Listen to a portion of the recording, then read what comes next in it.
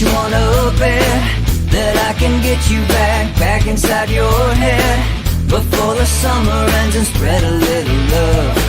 Just for a little fun, I'll make you come back to me before the rise of every sun.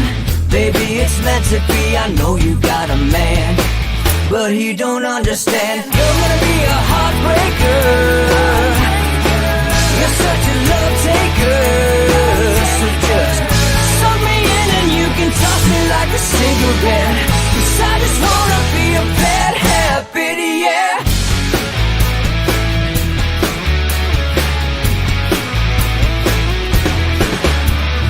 Rhythm in our love, it's impressive, excessive.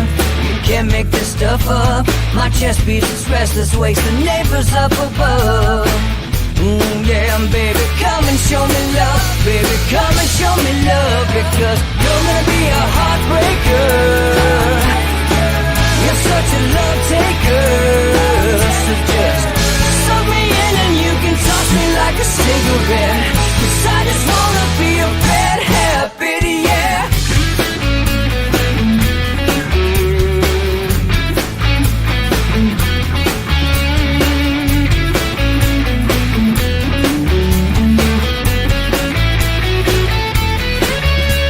We can get on a plane and take a one-way ride, steal us away to find a place we can hide. It wouldn't take much to disappear for a night, just to give into the need and leave it all behind. 'Cause I know that you know that I know that you want me. You told me, now show me, come blow me away. 'Cause I know that you know that I know that you want me. You told me, now show me, come blow me away. You're gonna be a heartbreaker,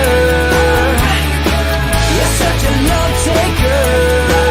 So just suck me in and you can toss me like a cigarette, 'cause I just wanna be a bad habit, yeah. You're gonna be a heartbreaker, you're such a love taker. So just suck me in and you can toss me like a cigarette, 'cause I just wanna be a bad habit, yeah. Suck me in and you can toss me like a cigarette, 'cause I just wanna be a bad habit, yeah.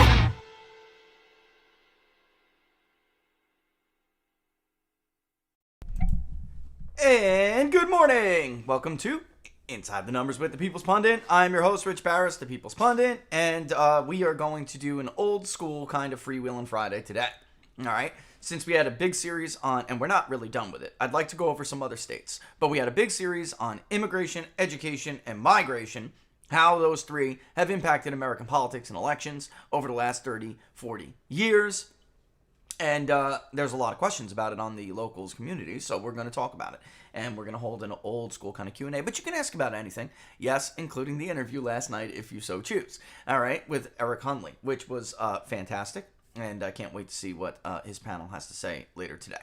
All right, but in any event, let's just start there. Let's go there. And we'll have Don on in a little bit to discuss the Arizona audit. I will attempt to try something to show you an interview, which I think is very important. Every Friday, there's a question on the Arizona audit or any kind of audit in any other state.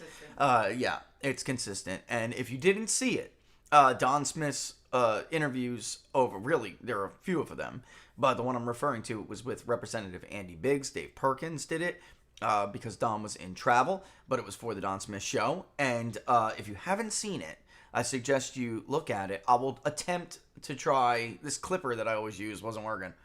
And, yeah, so I wanted like a minute, and instead I may have to just pull up the browser and take a risk here, to show it to you, but, it might drop on you guys, and I hope it doesn't. Alright, so with that in mind, just keep in mind we will be talking about the Arizona audit, alright? So, live chat is open in peoplespundit.locals.com, peoplespundit.locals.com. We'll take some questions if you guys have them. But again, to recap, while Laura's fishing through questions on YouTube and locals, you already got them, huh? I got some. Already, wow. Let me just go briefly. Immigration, migration, and education, meaning international immigration I'm talking about here. Migration, how people move from state to state and where they have been moving. I'm talking about domestic population, U.S. born, not foreign born, or their children, all right? And we talked about how over 20, 30 years, that can make a difference. And then, of course, education. So the goal for Democrats, and I think they executed it, have been executing it beautifully, was to change the electorate. It's that simple. And it takes time. It's a long game, but they played it, and they played it well. So with that in mind, and of course the education part is to change the domestic population and those who were coming here, right? And the goal, I think it's accurate to say, is to prevent assimilation into the traditional American identity. Okay? I don't know how that's not fair to say. People have a canary when you talk about this, and when you use the R word replacement. That is what, I mean, look. Don't get mad at me for pointing out your game plan. I mean, actually pat yourselves on the back. It was a smart game plan. Right? All right, so with that, let's get one question. Let me just tell Laura something real quick. All right, let's get one. I know, and I'm sorry. I looked at this, and I'm hearing the thing in the background, and I'm like, oh, boy. Oh, locals, I'll get you pictures of the sod today. I will. All right? All right, let's go. So, first, Dar Snyder wants to know, Rich, who won the fishing trip? You know, I caught the most fish, but my son did me in again and caught the biggest fish, which was a wahoo of all things.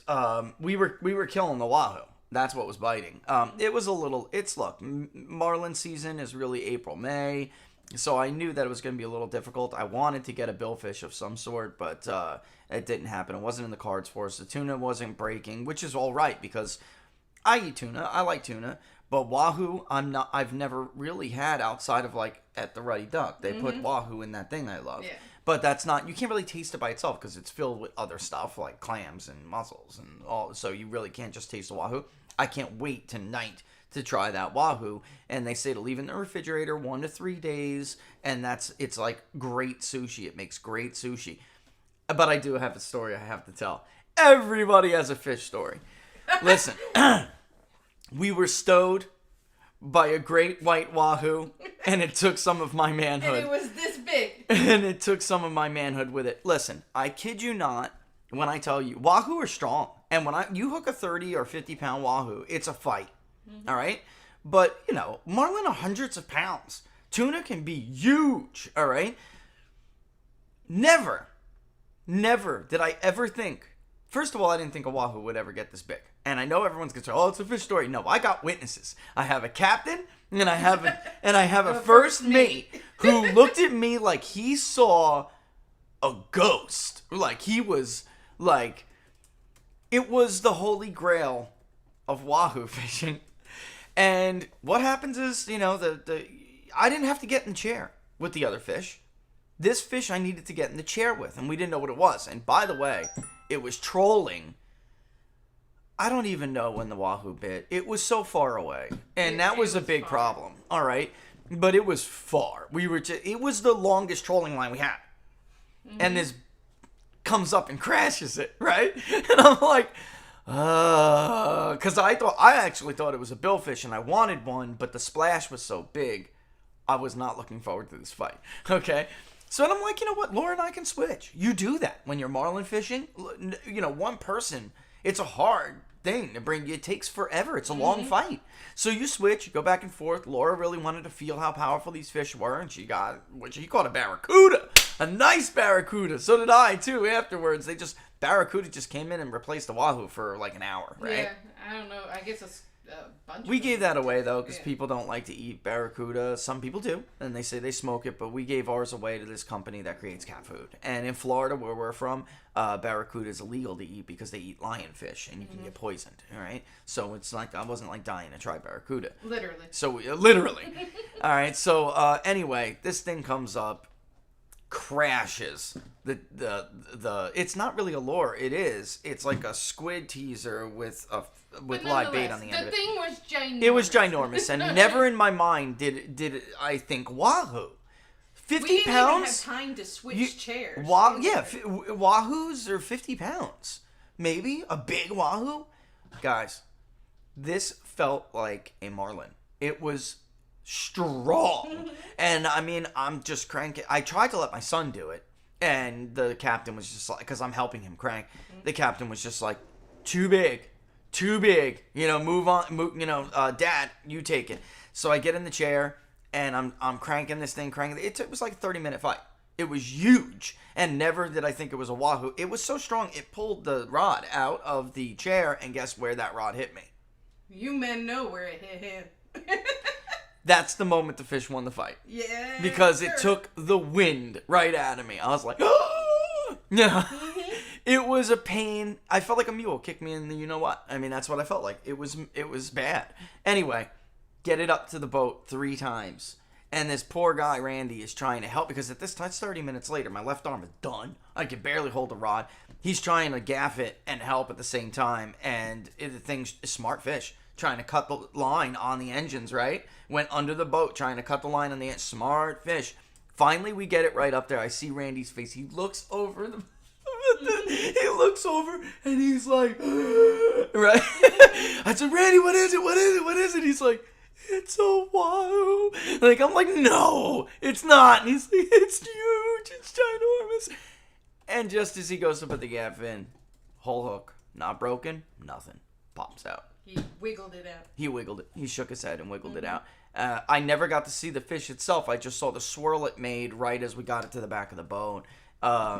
It's heartbreaking when you lose. If that's a spectator fish, they call it. So everyone knows you're coming into the dock. The captain goes, I have the biggest wahoo you've ever seen in your life. And everybody from Moorhead comes to the dock to look. That's a spectator fish. And I blew it. It hurt. It hurt bad. And honestly, it was my fault, Laura. I was just out of gas, and if Randy could have focused more on the back, he knew I was out of gas, and if he could have focused more on the back of the boat, he would have been able to do his job. And that is our fishing story. Yeah, but other than that, I mean, really, wahoo was biting. My son caught a beautiful king mackerel. That puppy's in the freezer right now. That was at the very last minute. That was great. All right, so let's go with questions, because you got to go kill that. Yes. Give me like 2. First, Give me like 2. First thing, Rebecca said, that tan is sexy. Woo, woo, yeah. And let's see. You know me, guys. I'm out there with the twisted tea, taking in the tan. Uh-huh. It was fun. C wants to know, good morning, y'all. Question for later. Is Tarrant County able to be held through 2032? I feel Collin County will continue to swing hard, but Tarrant may be maxed out for dams. Yeah. I think that'll hold. Yeah, that is a good place to start. Very interesting county. We talked about that on election night. Those were some pretty surprising results. I think that's one of the areas, you had some places like Pike and Vigo that just didn't move at all, and then others like Tarrant that did. And elections are funny because sometimes you look at the long-term demographics and you think, this is a good spot for either party, and it's just going to keep moving in that direction, and sometimes it doesn't. And Tarrant may be one of those where it does tend, especially in a midterm, where it may swing back a little bit. It depends how the midterm goes. But I think in the long term, it's probably going to keep going. But then again, I don't want to pull on, I don't want to pull on you what Democrats pulled on themselves in 2016, which is a big part about that series. Yeah, it's on that other one, on theirs. You got to use their, sorry about that. But yeah, that's, reason for the series is that Democrats really did convince themselves that some of these gains were going to keep going, and they didn't. And, the demographics is destiny thing just didn't work in some of these counties. And Tarrant County, I wish I knew the answer to that. I don't think we do yet. And in 2022, it's not going to tell us because midterms are not the same as presidential elections. The media, Democrats, they were also full of crap when they were trying to say that a midterm, oh no, I'm good. A midterm was predictive of how certain counties or areas were going to vote in 2020. That's a load of crap. So even in 2022, looking at places like Tarrant County, and even Juneau, by the way, in Wisconsin, looking at areas like that, I'm not sure it'll be. They may be predictive of that particular election, but not how 2024 will go. We'll just have to wait and see. Now, of course, I'll keep an eye on the voter file and I'll keep an eye on the demographics. But yeah, I mean that's a really interesting question. You guys means you guys know what I'm looking at. You yourselves are getting an idea of where you need to be looking for long-term trends. Let's see. What else? Yeah, Laura's Twitter account is still suspended. They're never going to put her back. PPD is never coming back. They're just going to do that to us. And I will be at, by the way, I'll be at Matt Brainerd's rally tomorrow, and this is a big part of the reason why. It is not a big leap from the social media censorship we're seeing to all-out political persecution. It's not a big leap. And not everybody has friends in high places, all right? Or even people willing to give them a voice. For instance, when I got just completely nuked, if I didn't have Tucker behind me, Tucker Carlson, then I would still be gone. There's no doubt about that, guys. And they didn't answer a damn email. They weren't giving me any reason. I simply popped back on, and so did Big Data Poll after the appearance on Tucker's show. But not everybody has friends and or people like Tucker willing to give you a voice. And these people are rotting in jail for nonviolent crimes. Many of them don't even know what they're ultimately going to be charged with. This is crazy. If you look at just sheer numbers, Joe Biden is the biggest political persecutor in the world right now. I mean, even Vladimir Putin, the great straw man, doesn't have that many political dissidents in jail at once. There's one guy that the world has gone nuts over from him persecuting, which is the West always makes friends with these crackpots and tries to lionize them. This is outrageous. This is not the United States of America as you know it. And then corrupt prosecutors, again, imagine being these people. Corrupt prosecutors, you go in there, okay, I'm just going to get ROR'd. Released on my own recognizance. I have no criminal record. I've never been in trouble before. This was a non-violent offense. It's essentially maybe trespassing. And in some cases, it's not even. They were let in. No problem. The prosecutor's not going to try, to kill me, or I'm not going back to jail. Bail is not going to be some ridiculous amount. And this corrupt, dirty prosecutor walks in front of the judge and starts making up crap you'd hear on MSNBC. You get thrown back in jail. You're the breadwinner of the family. Your family's going to go broke. You don't have the money for bond because you attended a rally. Because you attended a political rally where it didn't get a tenth as crazy as a normal BLM protest. It didn't get a tenth as crazy as the crowds, the women, the so-called women's march, who flipped over cars and burned cars and rioted and everything else in the District of Columbia when Donald Trump was inaugurated. This is outrageous. And bigger outrage is how silent so many people are on it. The bigger outrage is how cowardly so-called conservatives who made their money pretending to be a champion of the Bill of Rights have said nothing. It is not. It could have easily been me.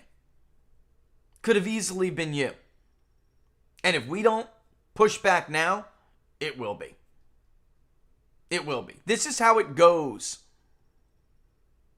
in the pages on the book of human civilization. This is how it starts.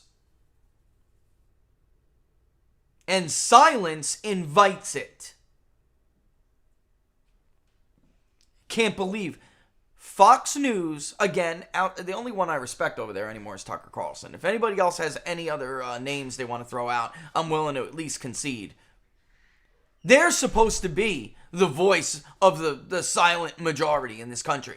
That's what Roger Ailes saw it as. They haven't said bleep. They're complicit outside of Tucker. Complicit. Look what they did to Lou Dobbs. That's a good question, D-Zeal. Look what they did to Lou Dobbs. I don't think he does count as Fox News anymore. Fox Business is like its own thing. But look at what they did to Lou Dobbs for talking about things that, by the way, are obviously true now. We were talking about on Eric's show yesterday. What's that saying? Today's conspiracy is like tomorrow's turtles. What about them? Oh yeah, you can take. I'm sorry, you're distracting me. What did Eric say though on Unstructured yesterday? That saying, it's true. Today's conspiracy is like tomorrow's fact. You know how that expression. Uh-huh. Persecuted for telling the truth, or not even whether it ends up true or not is irrelevant. Mm-hmm. Persecuted for weighing in on discussion. Persecuted for challenging what the appropriate narrative is. You know, persecuted for deigning to think for yourself. How dare you? That's the truth. All right, did you ask an else question? I didn't. I kind of went off. I saw one, answered it, and then went off on a little bit of a rant. Yeah, I stopped. What? I was like intertwining conversation with it. I stopped right around where somebody asked whether you're ever coming back from Twitter. I went to that. Oh, yeah. No, I'm permanently banned. She's done. Yeah. And she's done because everybody in this business knows that my wife handles my media stuff. That's why they removed her. Let's get real. She is spicy, but so what? They removed you because everybody who wants to interview me goes to you, and everybody knows it. And how did they do it? Through DM on Twitter. Mm-hmm. Most of the people, they'd follow Laura, or they'd follow me, and then I'd say, yeah, okay, I'd love to go to Laura. You know, and they'd follow Laura and then send her a DM. That's how we did it for years. Mm-hmm. They Jack did Dorsey that. Is a punk. They did that. He is a punk. Little punk. He did that to try to stop me from getting or making the rounds. I was everywhere. Radio, TV, everywhere. I mean, and also AOC she was killing it. AOC did not like me because I called her out every time she was a moron. So I'm sure she wrote a little letter to her no boyfriend, doubt. Jack. I'm sure she did. All right, NL, did you do this one? Do demographic groups tend to become more nationalist / conservative each following generation that stays in a country? That's a really good question. Any demographic groups that are an exception to this rule? Every time I thought I was done with it, I added more. And Laura, you'll be happy to hear this. I just wrapped up the chapter for Robert and I's book that I'm writing on that. Wait a second, let me check your pulse. It depends. There are some groups that haven't as quickly as others, but generally speaking, it's interesting because I needed 2020's data.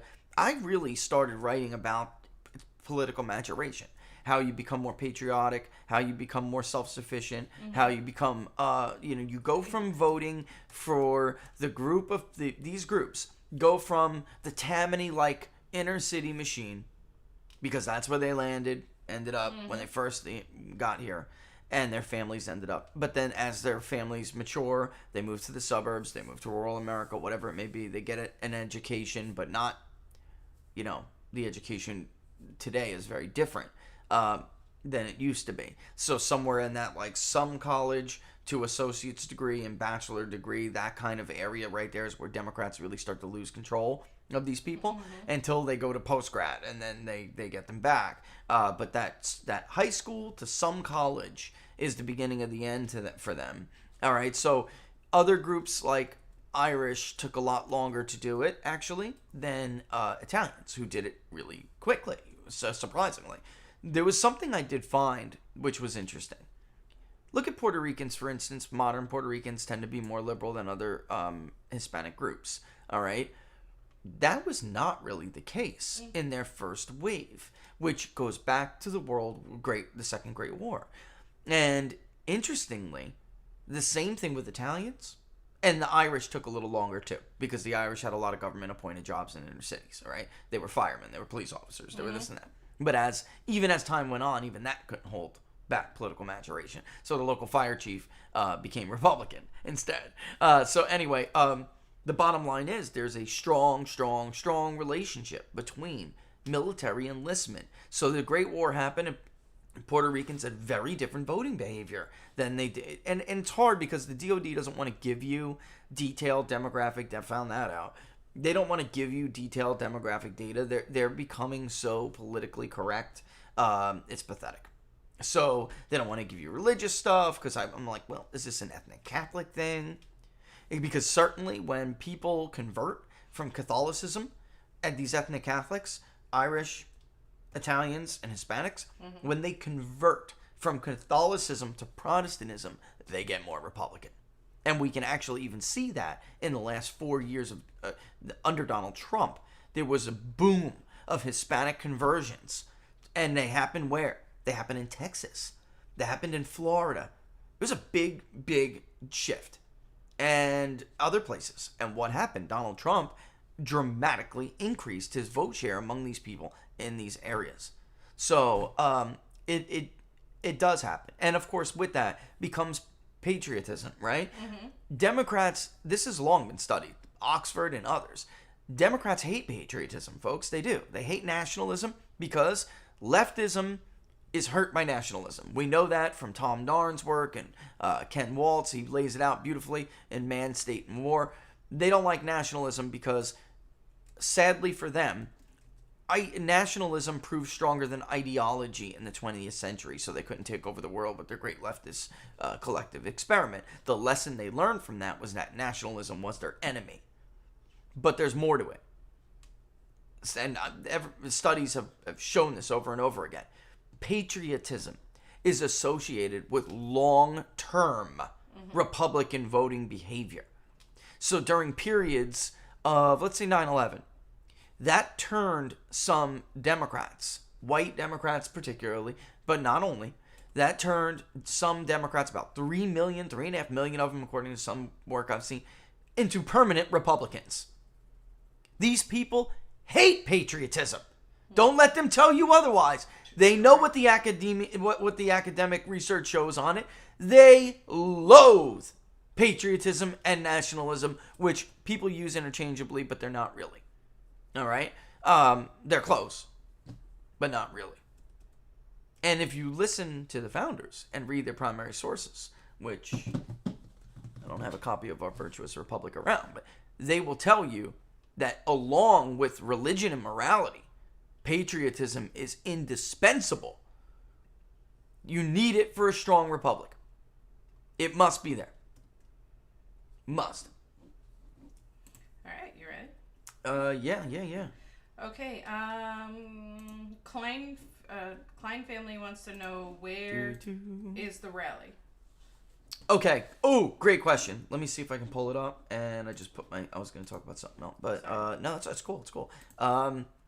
Let me go to, I'll give you they put it in my email, but I killed my email on purpose. So it wasn't, All right. So it is at 1901 D Street, Southeast in Washington. But get this, okay? We have to first go, Okay, there will be buses if you're going to go. So you will park at the Walmart at the Spring Hill Silver Line Metro. But you have to sign up for the bus. You got to sign up for the bus, though. Go to lookaheadamerica.org/rally. Lookaheadamerica.org/rally. Can you put that in there for them in both those chats? Yes. The buses will depart from the Walmart at the Spring Hill Silver Line Metro. There is a garage. There is garage parking available. The address is 1500 Cornerside Boulevard in Vienna, Virginia, which is a pretty decent neighborhood.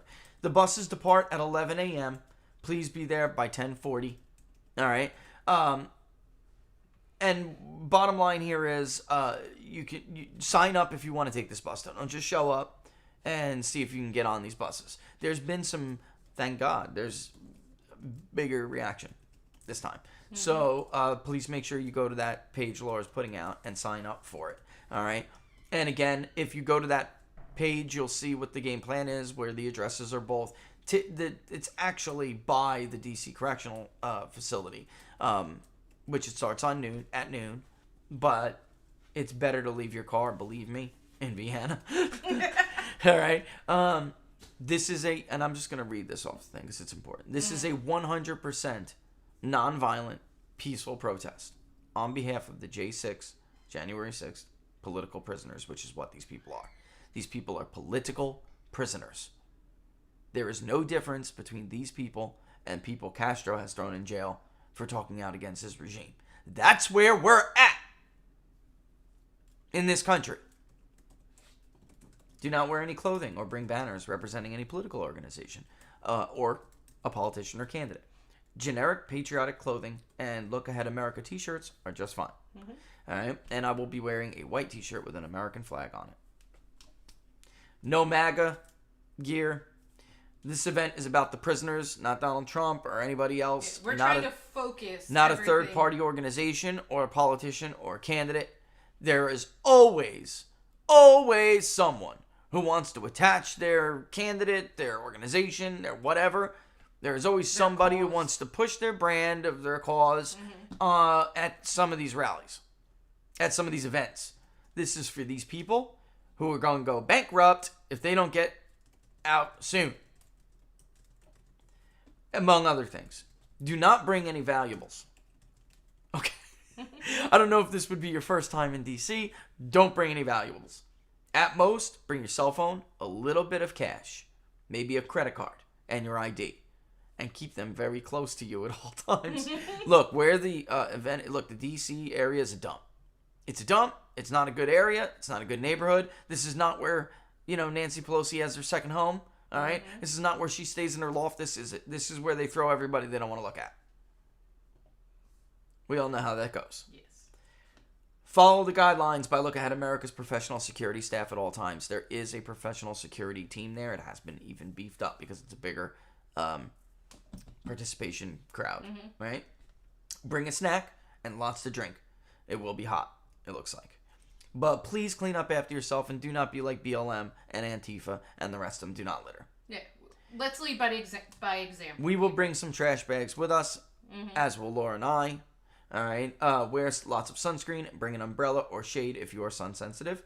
The weather is expected to be around 90 degrees. It's going to be a doozy. Not going to lie to you. I'm going to wear my gray shorts, my white t-shirt. I'm trying to keep the sun off of me, All right, and so follow that that link if you're interested, and if you can't come, share it, with people you think may want to participate in it. I do believe there's going to be something live streamed. I'm not sure though. In any event, Laura and I will be posting and taking clips. That's what we're going to do. That's the point. I cannot believe in this year United States of America. This is what's going on today. But then again, 20 years ago, if you would have said the left is using big tech to persecute people so you can't speak freely, I wouldn't have believed you. I don't think so anyway. Because honestly, I would have expected this from the George W. Bush right. Right? Yep. They were the ones who wanted to spy on everybody. They're the ones who wanted the Patriot Act. They're the ones who said we couldn't say certain things. They're the ones who wanted censorship on television, on video games. All right, ready? Moving on. Moving on up to the east side. That's what we sang when we moved from New York to New Jersey. Lamp Crow wants to know, what made the GOP think they needed to soften on immigration to win Hispanics in what the a great 2012 question. autopsy? What a great. Were they so dumb they thought they were a one-issue group? Terrible political analysis and terrible polling. That's your answer, all right? Polling has been a problem for a long time. But the bottom line is there were those of us like Robert and I, even Sean Trendy before you went full-blown anti-Trump, and then I don't know what the hell happened to you, Sean. You lost your freaking mind, all right? Everybody knows this was true. The idea that Hispanics, if you remember, when Barack Obama was reelected, Republicans kept the House. They made the argument that Hispanics came out in historic numbers. That was the original argument. That was not true. It was never true. And the census came out, refuted the exit polls, and showed, yes, there were 2 million, about 2 million more in the electorate, but they fell as a share of the electorate. Why? Because black voters reelected Barack Obama. More specifically, black women reelected Barack Obama. And that was never true, but they fell for the media narrative, first started by Geraldo, by the way. It wasn't 24 hours later. It was the next morning on Fox News Latino. There was an article from Geraldo with a bunch of people in it attributing Barack Obama's reelection to the Hispanic vote. It was phony, false, 100%. Mitt Romney would have had to win 72% of the Hispanic vote to undo what he lost among the white. Mm-hmm. The truth is, black voters came out too strong and for Mitt Romney, again, to overcome, and Mitt Romney did too damn poor with white working class. Working class in general. Because arguably, if he would have gotten support among working class like Trump did, he would have defeated Barack Obama, even with that surge in black vote. What a joke. And they paid a fortune, Lamp. They paid a fortune for that garbage. And polling we have been doing, I don't even know, a decade? I don't even know. Hispanics were never like, oh yeah, we totally support illegal immigration. Yeah, absolutely. No, they don't. They have never told us that. In fact, in polling we're doing right now in California, we've been ongoing for 4 months now. In all of these districts, Mexican Americans are the most against illegal immigration out of any other Hispanic group. Mexicans! We ask, what are you? Are you white? Not Hispanic. Are you Hispanic? Are you African American? Pacific Islander? Native American? Whatever. Especially in California, you really got to put a lot of options out there. But then we get a detail question in diverse areas like California. Detail for Hispanic. Where do you come from? Puerto Rico, Mexico, Colombia, Cuba, what, where? Same thing for Asians. You know that, guys. You see it. And we'll break out all these Hispanic groups, and amazingly, Mexican Americans are the most opposed to illegal immigration. They don't want it at all right now with the pandemic. They don't want it at all. None. Zero. Not limited. Zero. They don't think it's smart right now to be bringing in anybody. With 10 million people out of work and a pandemic that took away their job. They're so stupid. The RNC is so stupid. They paid a fortune for that too. A fortune. To be duped. All right. Sam Tickner. I'm sorry if I butchered your last name, Sam. I asked on Monday, but I wasn't there, Sam, so that's why you didn't get your question. It's true. Thoughts on a public polling project focused on D.C. jury pool for January 6th defendants to decipher whether they can get fair or impartial jury? I don't know that we could fund both, Sam. I mean, that's I would of course love to do that. I would, and in fact, it's funny you said that. That was supposed to be not about a public polling project, but it was supposed to be a segment. And we didn't get to it. Robert and I couldn't get to it. We couldn't fit it in. But it was about using the research like Robert and I do to show judges and to show the media and to show the country that it is impossible for these people to get a fair trial. It's impossible. The jury pool is not only tainted, they are ideologically corrupt. When some place gives 96% of their vote to one political party, there should be, and this is what I believe, there should be a special jurisdiction that handles cases of a politically sensitive or whatever nature. There should be somewhere else these people go, because let's get real. And the District of Columbia is not even a state. Northern Virginia isn't a place where they can even get a fair trial anymore. There needs to be a special, you know what I mean? Mm-hmm. Like a national jurisdiction that handles those cases. Maybe the people could be selected from anywhere and could be zoomed in. I don't know. I'm spitballing here, brainstorming. What I do know is that these corrupt prosecutors talk to these corrupt judges and then seat a bunch of liberals who believe what they believe. Probably 10 out of 12 of that damn jury believes Donald Trump colluded with Russia to steal the election in 2016. They watch Rachel Maddow and read the Washington Post. They are misinformed. All right. So, next It's impossible. You do it to me all the time. I love you. And I just don't know. The answer to that is I would love to do it, but I don't know that we could fund it. We can't fund both. Mm-hmm. We're at what? Maybe at that roughly $1,000 towards the next public polling project. I don't know that we could do both. That would be something I'd maybe have to talk to some certain people about. That maybe they could really help with funding it. Yeah. Alrighty. Corolla wants to know: has Rich polled Trump's popularity, especially now with what's happening with immigration and the economy? That's the next one. Or Biden. The media tells us Biden is still near 50%. Seems incredulous. It probably is. Because, look, he got 51% of the so-called vote, even though Laura doesn't... Oh, there was more into that? No. I just butchered the word, so you try... Oh, okay. But it's alright, she butchered, yeah. We're probably right where we were before. I mean, I wouldn't be surprised if we are.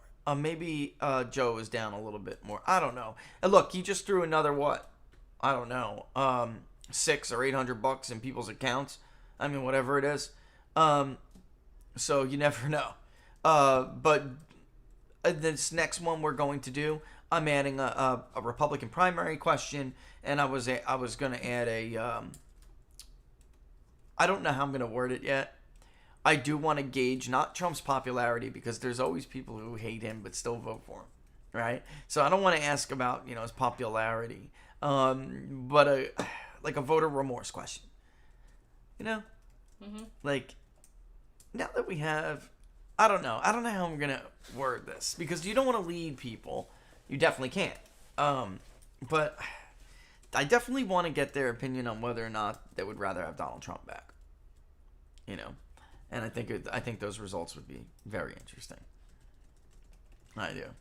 And there's going to be a Republican primary question, so we're going to get that from Republicans. Yeah. My turn? Your turn. All right. Joe Riley, if you are not allowed... 1 second. Putting that back up. Yeah, go ahead.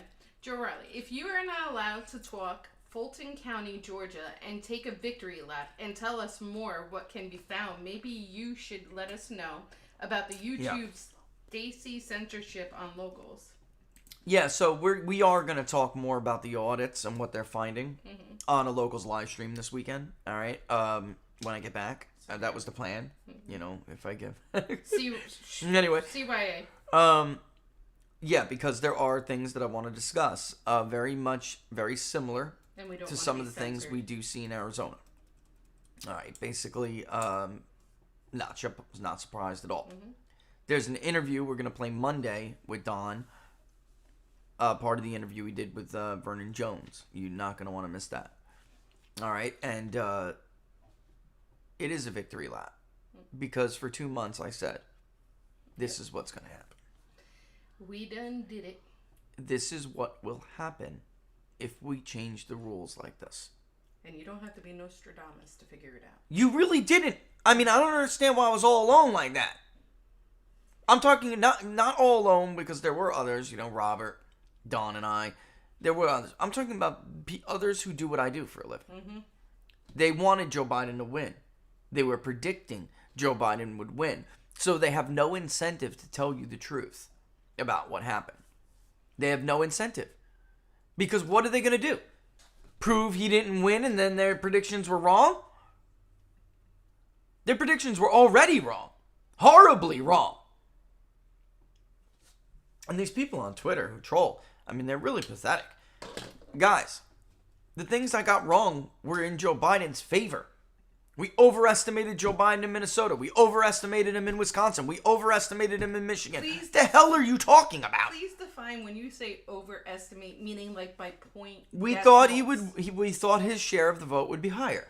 Yes, but I'm saying you say overestimate as if you're told. No, they were within the sampling era. It was all within the sampling era. There wasn't a single poll that was outside of our sampling era. Not a single one. Damn, glare is killing me. I know, I see that. Not a single one of our polls in the battleground states or nationally was outside of the sampling era. And, by the way, our Epoch Times polling was dead on. Dead on. But we're not an RCP. Matt, at this point, you're not hurting my reputation. You're hurting your own. I mean, Tom, excuse me. At this point, it is what it is with me. I just thought, and Laura will attest to this, I just thought after a while, results matter over smears. Yeah. And that you couldn't guess this accurately all of these years. You couldn't guess that accurate. It's pathetic. It's a sad state of affairs. You want to continue to put up the garbage that keeps getting embarrassed? Knock yourself out. You'll be irrelevant soon. Because eventually everyone's going to say, whether I like this little or not, this little big mouth pollster, whether I like him or not, he's always right. Mm-hmm. And those losers are not. I'm not going to that website anymore. There's no point. I'm sick of being told that Andrew Gillum and Joe Biden are going to win the state of Florida. I'm sick of being told Charlie Crist is going to beat Rick Scott. I'm sick of being told that Bill Nelson is going to beat Rick Scott. On and on and on. I'm sick of being told that Joe Donnelly is going to hold his seat. I'm sick of being told that Claire McCaskill is going to hold her seat. I'm sick of being told Hillary Clinton and Joe Biden are going to win North Carolina. I'm sick of being told that Ohio is competitive. I'm sick of being told that Iowa is competitive. I'm sick of being told that Joe Biden is going to win Texas. Get my point? You look like idiots with really good web design teams. And worse, your followers that remain are even dumber. You like to be lied to? At least I'm not going to say his name. At least my son's tennis instructor, rabid liberal, but I love him to death and we get along. He knows who I am and what I do, you know? Love him. He was freaking heartbroken. You remember that? Heartbroken when Andrew Gillum lost. How could this be, Rich? CNN said he was up by 12 points. That turd who predicts elections gave him a 90% chance of winning. The New York Times had him up by 6. I'm sick of these people lying to me. Good for you, man. At least you have some freaking self-respect. He's not going to change his views, but at least he has some self-respect. Aw. Laura's so cute. Alright. And good rant, baby. Moving forward. Have some self-respect. Dark Vader wants to know, while Democrats are trying to prevent assimilation, perhaps a non-profit organization goal is to help the assimilation process Yeah, to capture. totally agree. Completely agree 100%. You know, I'm just going to say this. When Donald Trump first won the election in 2016, that was at the forefront of a lot of people's minds. Because despite what the media said, Donald Trump and those around him and those support him is not a racist. They are not racist. And they really, well, I can tell you this because the president took a lot of that stuff really personally. He didn't like that certain people thought he was a racist because the media told him that. He really, what the hell? How many times do I have to hit this button? Some things just don't, they don't behave with it, you know, the silence. But yeah, he was like Richard Nixon. Wanted everybody to love him. Couldn't understand why some people really believe these things about him. Of course, you know, he didn't make it hard for them to put that around his neck. But in any event, some people who were going to do some work for Stephen Miller, work on immigration, were like, look, the people who are here and those that we know are going to come, we want to embrace them. What are some of the things that can be done? And it really is a matter of being out of the box, because the government's just not. I mean, we gave them very, very good ideas, and maybe it is time for private citizens to step up and do this. Because look, I'll tell you right now, Republicans are not in this game. Democrats are. Democrats are already trying to build relationships with certain groups of people that Republicans are not. Republicans just, I don't know. Republicans just like expect everything's just going to work out. They have this really bad, false sense of security. And, oh no, America, this will never happen. That'll never happen. These people will come around. Those people will come around. That's not how it works. So maybe it is time for private citizens. And by the way, one of the things that I did suggest was to put military recruiting stations in these neighborhoods. Because, again, I already knew about that relationship between military service and assimilation. But at this point, who the hell knows? Look at the military under Joe Biden now. They're more concerned about making fun of communists than defeating China. They're more concerned about making fun of communists and fake domestic terrorism than they are about keeping hegemonic power in our region. They're pathetic. It's not the military I was in. They're a bunch of little crybaby Marys who are more concerned about what party they're going to be invited to next in D.C. and how many bucks they're going to get for this contract for their friend. They're pathetic. They couldn't beat China if China rolled over. I'm serious. It's serious. People should really wake the hell up. These aren't fighting men. They send your kids to fight. These aren't Pattons. They shame that man. They shame those great men who came before them. Patton would smack the Joint Chief in the back of the head right now. Are you kidding me? Didn't have any respect for that. I'm going to pull that back. Good job. That weasel. You're worried about white privilege and whatever white rage is. Worry about the Chinese. That's your job. You couldn't beat them though. So you need to look for another enemy because you failed at that. They would whoop us. That's the truth, ladies and gentlemen. That's the real truth. Mm-hmm. Who's going to stop them? The guy who signed up for 11 Bravo yesterday and wants the military to change to pay for cutting his own genitalia off?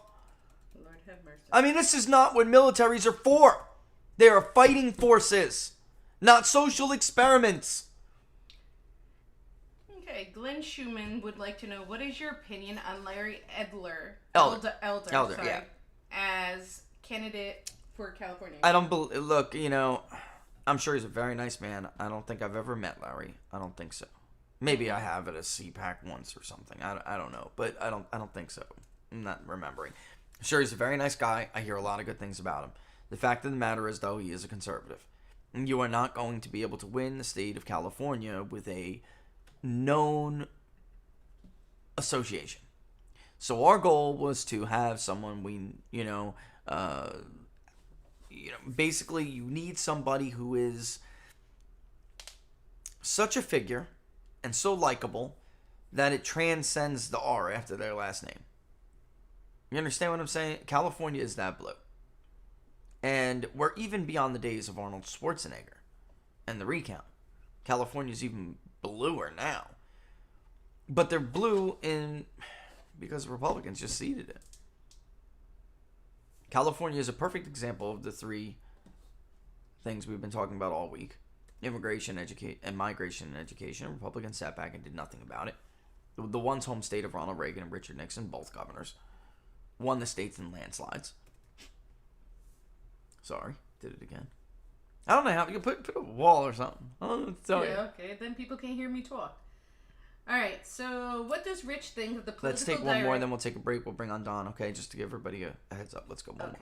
What does Rich think the political direction of American politics is if populist Trumpism continues? Will Arizona, Georgia, and Texas go blue, but the GOP offsets that by dominating in New England and the Midwest? Yeah. Or will working Hispanics save the Good GOP question. from this wannabe elite coalition in the Sunbelt states of Texas, Arizona, and Nevada? That is the I do see the potential, especially if somebody like Joey Gilbert was to actually win the gubernatorial election there in Nevada, because he will do what he says. Joey Gilbert will do what he says. There will be election reform if Joey Gilbert wins that election.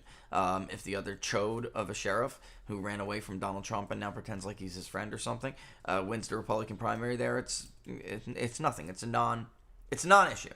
I can see some states like that. If that is the question. That really is what will define the future of the trajectory of American politics.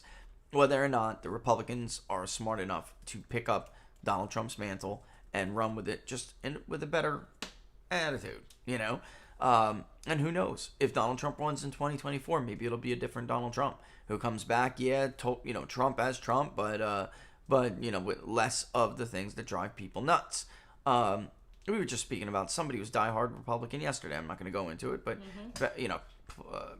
law enforcement, family in manufacturing, basically. I don't want to say too much here, but definitely believed in all of his policies, but really couldn't stand his attitude. Some of his tweeting, and those people absolutely existed. We call them the seasick voter, right? That's a majority in this country. That is absolutely a majority, and there's no future for Republicans if they go back toward the Jonah Goldbergs, the Mitt Romneys. There's no future for them. They're dying. They'll be dead in 5 to 10 years. There's nothing. You have to appeal to what is already a majority in this country, and then what is growing to one day will be the majority. All right. And the only way to do that is through a working class message. This idea that you just appeal to the white working class, I don't know where these brainiacs think they're getting these numbers from. That's not, first of all, it's not happening. It's not going to happen. Secondly, there's just too many unions out there that make up. Secondly, they're going to be a smaller share of the electorate as time goes on. So you want to position yourself like you're saying, so you can offset some of the gains the professional class shifting towards Democrats is giving to the Democratic Party. That said, Arizona and Georgia are not blue states. They're not. Arizona, I would say now, is kind of like a purple state. Like somebody like Mark Kelly absolutely was going to defeat McSally. I told you that was going to happen. But at the presidential level, you saw their real partisan lean. Look, I don't have to say it out loud. You know what I'm talking about. And then after the break, we're actually going to bring on Don. We're going to talk about an interview we had with Representative Andy Biggs and what Andy Biggs said during that interview. There's more too. He had an interview with Vernon Jones in Georgia. He was talking about some of the stuff that they found in Georgia. I told you the audit was a sham in Georgia. A complete and total sham. All they did was rubber stamp their own work. The difference between what's happening in Georgia and Arizona, and unfortunately they're still not checking signatures, but the difference is there's an independent third party. One that's apparently competent and trustworthy. I think they should do all of them. From what I've seen. From the level of professionalism, I think they should do them all. We should have a consistent authority. Instead of, well, I got a buddy.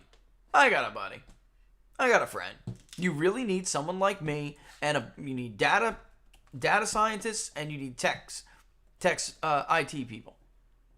And basically, the very same team that gets assembled when a state is trying to determine whether or not they're going to purchase election software or whatever. That kind of team. And in the future, it's going to be hard to hold states like Georgia if Republicans are going to abandon the working class coalition. David Perdue, when he lost to John Ossoff, did not perform as well as Donald Trump in the Atlanta metro area. Let me say that again. David Perdue underperformed Donald Trump in the Atlanta metro area. And if you can't get Trump voters in central southern Georgia, you can't win. If you're going to underperform anyway among the so-called, suburban woman, which is a joke. Go to Georgia 7 right now and tell me if it's suburban white women who are changing the electorate in Georgia. It's a freaking joke. It is what I told you all week long. It is. Well, 2 weeks almost now. And we're going to keep talking about it. It's more specific areas. I just wanted to lay out states first. All right, and then we'll get more specific. Because somebody asked, this all started, somebody asked for Loudoun County. Perfect example. Mm-hmm. That is not because Mitt Romney voters won't vote for Donald Trump. That is a lie. That is a lie to hide the truth from you. Which is that they're tired of trying to convince you. So they're going to R-word you. And they've been doing it for years. Without your permission, without your approval at the ballot box, they don't give a damn. You'll be gone. All right, let's take a quick break. And when we come back, we'll bring on my good friend Don Smith. Don't go anywhere. Follow him on Twitter at peoples_pundit. Go ahead and like the video if you like this video. Give it a thumbs down if you don't like it. It's supposedly a free country. All right. And then, of course, if you like the videos, what are the odds? Inside the numbers. Go ahead and subscribe on YouTube. Hit that notification bell. That will let you know when we're going to go live. And you can always join the community, the discussion, the revolution in data journalism at peoplespundit.locals.com. peoplespundit.locals.com. By the way, I'll be on Sidebar Viva, not next Wednesday, the Wednesday after. See you in 2 minutes, my good friend Don Smith.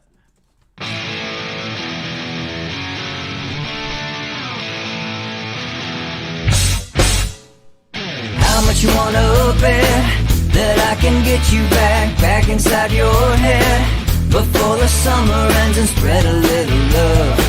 Just for a little fun, I'll make you come back to me before the rise of every sun.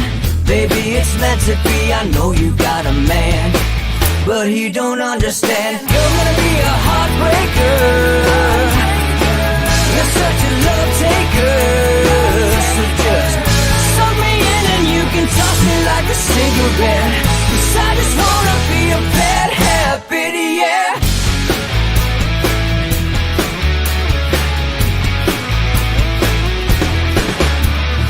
Rhythm in our love, it's impressive, excessive. You can't make this stuff up. My chest beats, it's restless, wakes the neighbors up above.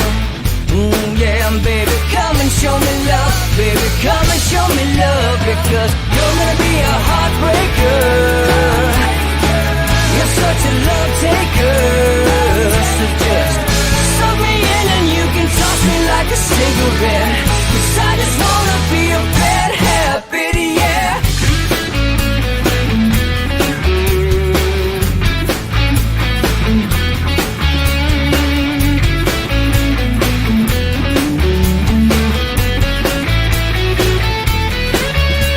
We can get on a plane and take a one-way ride. Steal us away to find a place we can hide. It wouldn't take much to spear for a knife, just to give in to the need and leave it all behind. 'Cause I know that you know that I know that you want me. You told me, now show me, come blow me away. 'Cause I know that you know that I know that you want me. You told me, now show me, come blow me away. You're gonna be a heartbreaker. You're such a love taker. So just suck me in and you can toss me like a cigarette. 'Cause I just wanna be a bad habit, yeah. You're gonna be a heartbreaker. You're such a love taker. So just suck me in and you can toss me like a cigarette. 'Cause I just wanna be a bad habit, yeah. Suck me in and you can toss me like a cigarette. 'Cause I just wanna be a bad habit, yeah.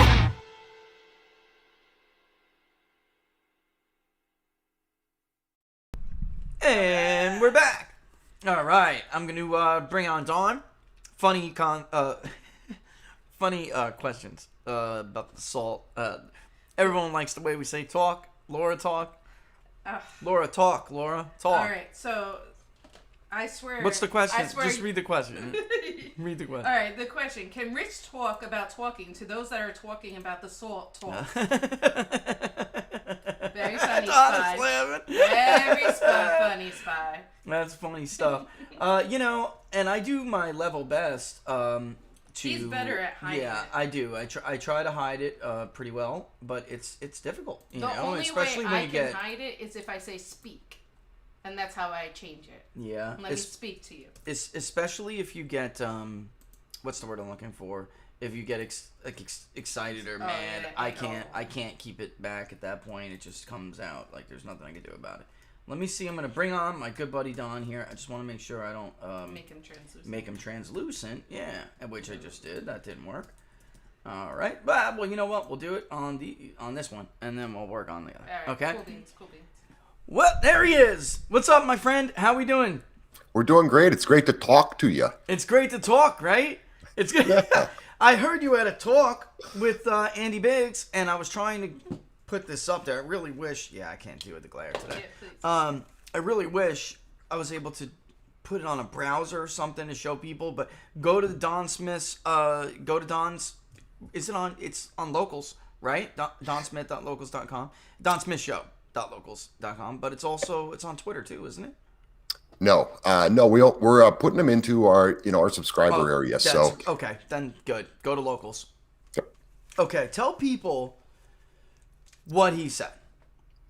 And we have to be of course we always have to be careful. But this is what Andy Biggs said. He was a representative, and I mean he's obviously hearing things from his colleagues, state legislature, etc.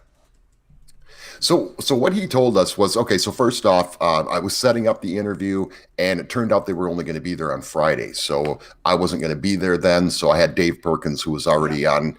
He's my co-host for The Conversation every Thursday night. And so I had him there, hooked it up, got those guys together, and he made it happen. He talked a lot throughout the interview about the election integrity and being a huge issue. That was one of the really interesting things was both he and Vernon Jones, obviously from Georgia. That was a huge topic with them. But what we both know, Rich, is that there's a lot of people that won't talk about it. They won't say anything for various reasons. So one thing he did tell us that was kind of interesting that I wasn't aware of, and maybe the viewers weren't either, was they have a really solid contract, those who are performing this audit, that there are no leaks and there's huge penalties if they do. So that's probably got a lot to do with why we're not hearing about it. But of course, he's the representative for the state there, and he knows some things. So he's got some people that he's been talking to. So what he said was he was very careful about how he answered it, but he did say without a doubt, there was a lack of election integrity during that audit. And he mentioned that we are about to find out some amazing things. So he said significant. Significant was the word he used. Yep. Yeah. Significant irregularities. And he came right out and used the word fraud. So he said there was significant fraud, and we will be finding these things out very soon. I think some maybe is kind of starting to trickle out a little bit. So I think they're getting ready to actually give us some real data that we can look at. But he was very concerned about what happened there, and you could just tell that he wanted to say more. I mean, he was chomping at the bit. He really was, man. You could see that he was just dying. I'll just tell you. You know? Was, and I got to tell you though, this is interesting here because we see some of the stuff in Georgia. This is why I did tell people leading up, that Cyber Ninja was going to be very tight-lipped. They had to be. It was part of the agreement because they knew Democrats were not going to come along. They tried to make Democrats comfortable. Anybody who says otherwise is lying. They said there will be, this will be professional. There will be no leaks. You can oversee what Cyber Ninja is doing. They didn't participate. The Democrats made the decision not only to not participate, but to try to foil this audit because they wanted to be able to say afterwards that it was a Republican audit and it was rigged, right? So they know what the hell is going. They know what time it is. Let me just put it like this: they know what time it is. They're not going to participate in the uncovering of their own. It's like the cops come to your house, you've committed a crime, and you lead the cops in and go, oh, yeah, let me show you how I killed her. Let me show you how I killed my wife. Let me show you where I buried her in the backyard. That's not what suspects typically do, you know? Yeah, I got you. That's not how suspects typically act. And we saw them, Don, you know, I mean, there's like some of their behavior. It is clear that they are trying to deal with the announcement at this point. So, Hobbs, the Secretary of State, is a piece of trash, by the way.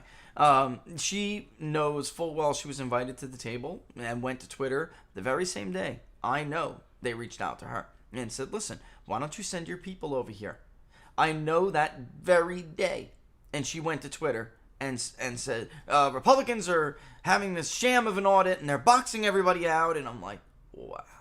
You know, and it went from that to they're not going to find anything to maybe they will find something and not everybody's perfect, you know, but it's not going to be significant to, well, even if it does, it's too late. Even if Donald Trump did win Arizona, it's too damn late and nothing's going to change.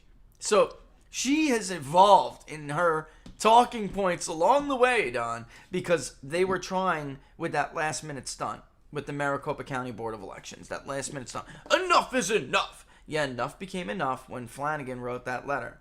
And that was like, why do these these slips not match the count on these ballots? This is significant. You know, these are significant discrepancies. That's when enough became enough, Don. Right? Remember? That was the day. Oh, enough is enough. For the good of the country, we must stop this count.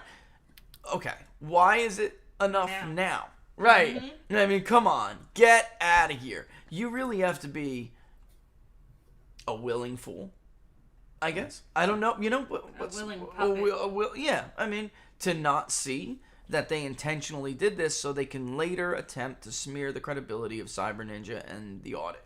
And if you're them, you have to know that's coming. And I worry about what that means, you know, for the final product. But so far they've been very professional. And I think, I don't know if you agree, but shouldn't we have like a single authority for this? So if Wisconsin's going to do one, if Georgia, now look, very, very, very, very similar. You know, this count doesn't match, you know, this. If that's going to be the case, what do you think? Should one entity do them all so we have a standard? You know? What do you think? Yeah, I'm always going to come down on the states' rights kind of thing. You know, I think federalizing the election in any way, whether it's the audit process side of it or whatever part of it is, I think is just bad. Just because look at what's going on in the government. I mean, right? Not even like a law. You just think they should hire the same person, though? You know what I mean? Or not like a law. I just, you know. But the problem I always have with that, Rich, is the who decides who gets hired. Yeah, you're right. You know what I mean? Yep, Tough, okay. Man.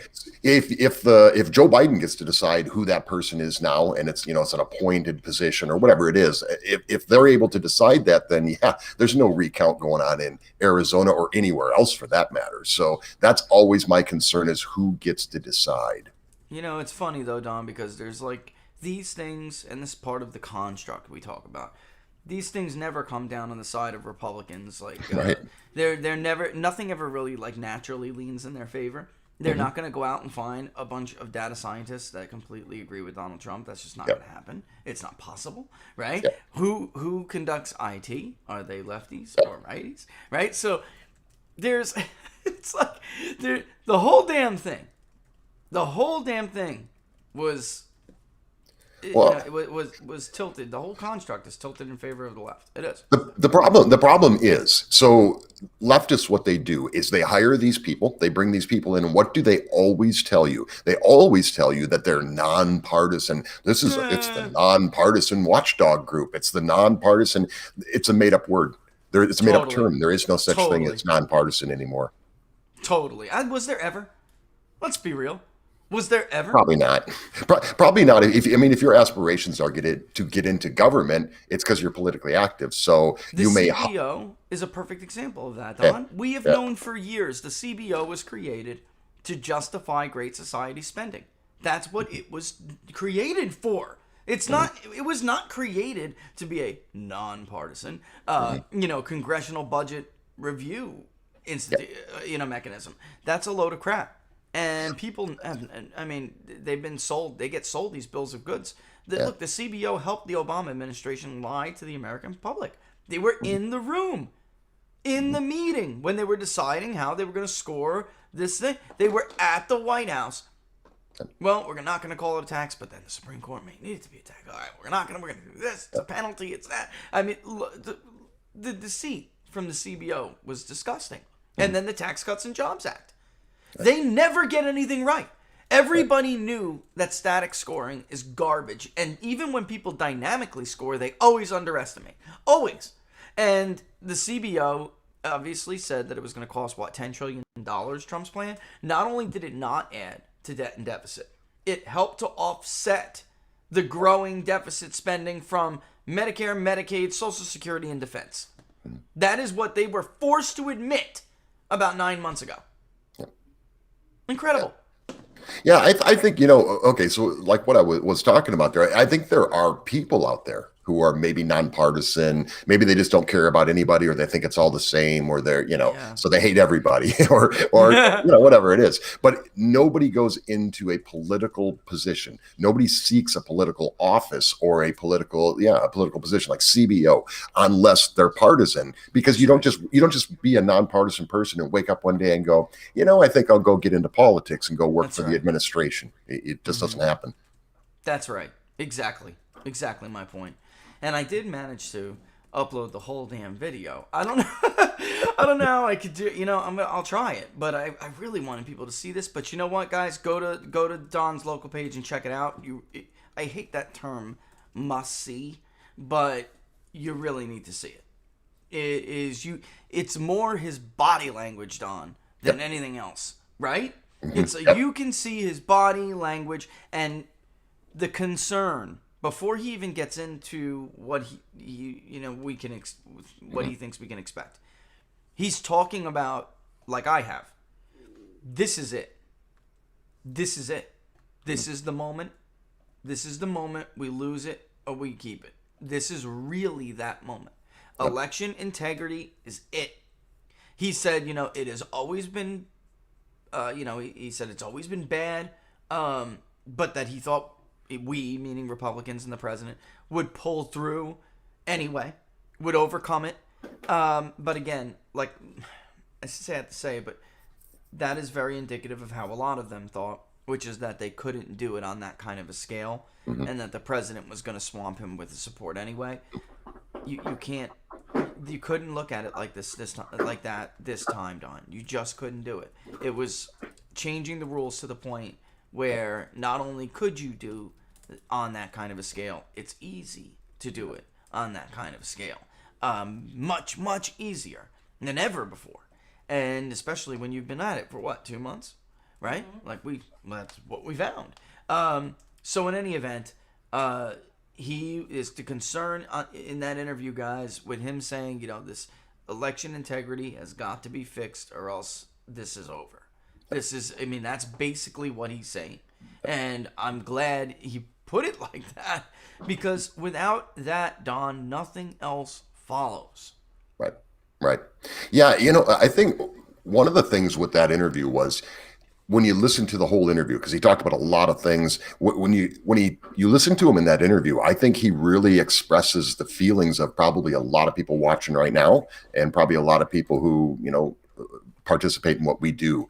And so as I watched it, I'm just like, So you find yourself shaking your head a lot. You can also find, we did play a portion of that on last night's show, and you'll actually hear the part that you and I are talking about. So it was on our show last night as well. But the way he talks is like people feel like, that's people are feeling that, and it's that frustration and it's that concern hanging by a thread is a term that was used in the interview by Representative Biggs. So I think a lot of people feel that way. And so, I just think he really encompassed how people, but I found it was really interesting that he was so focused on election integrity as was Vernon Jones. Not that everybody wasn't. I mean, everybody we talked to a lot of great people, and they all had, there was all some mention of it, but these guys were like totally focused on it, and you could tell they were like living through it at another level than most of us are in other states.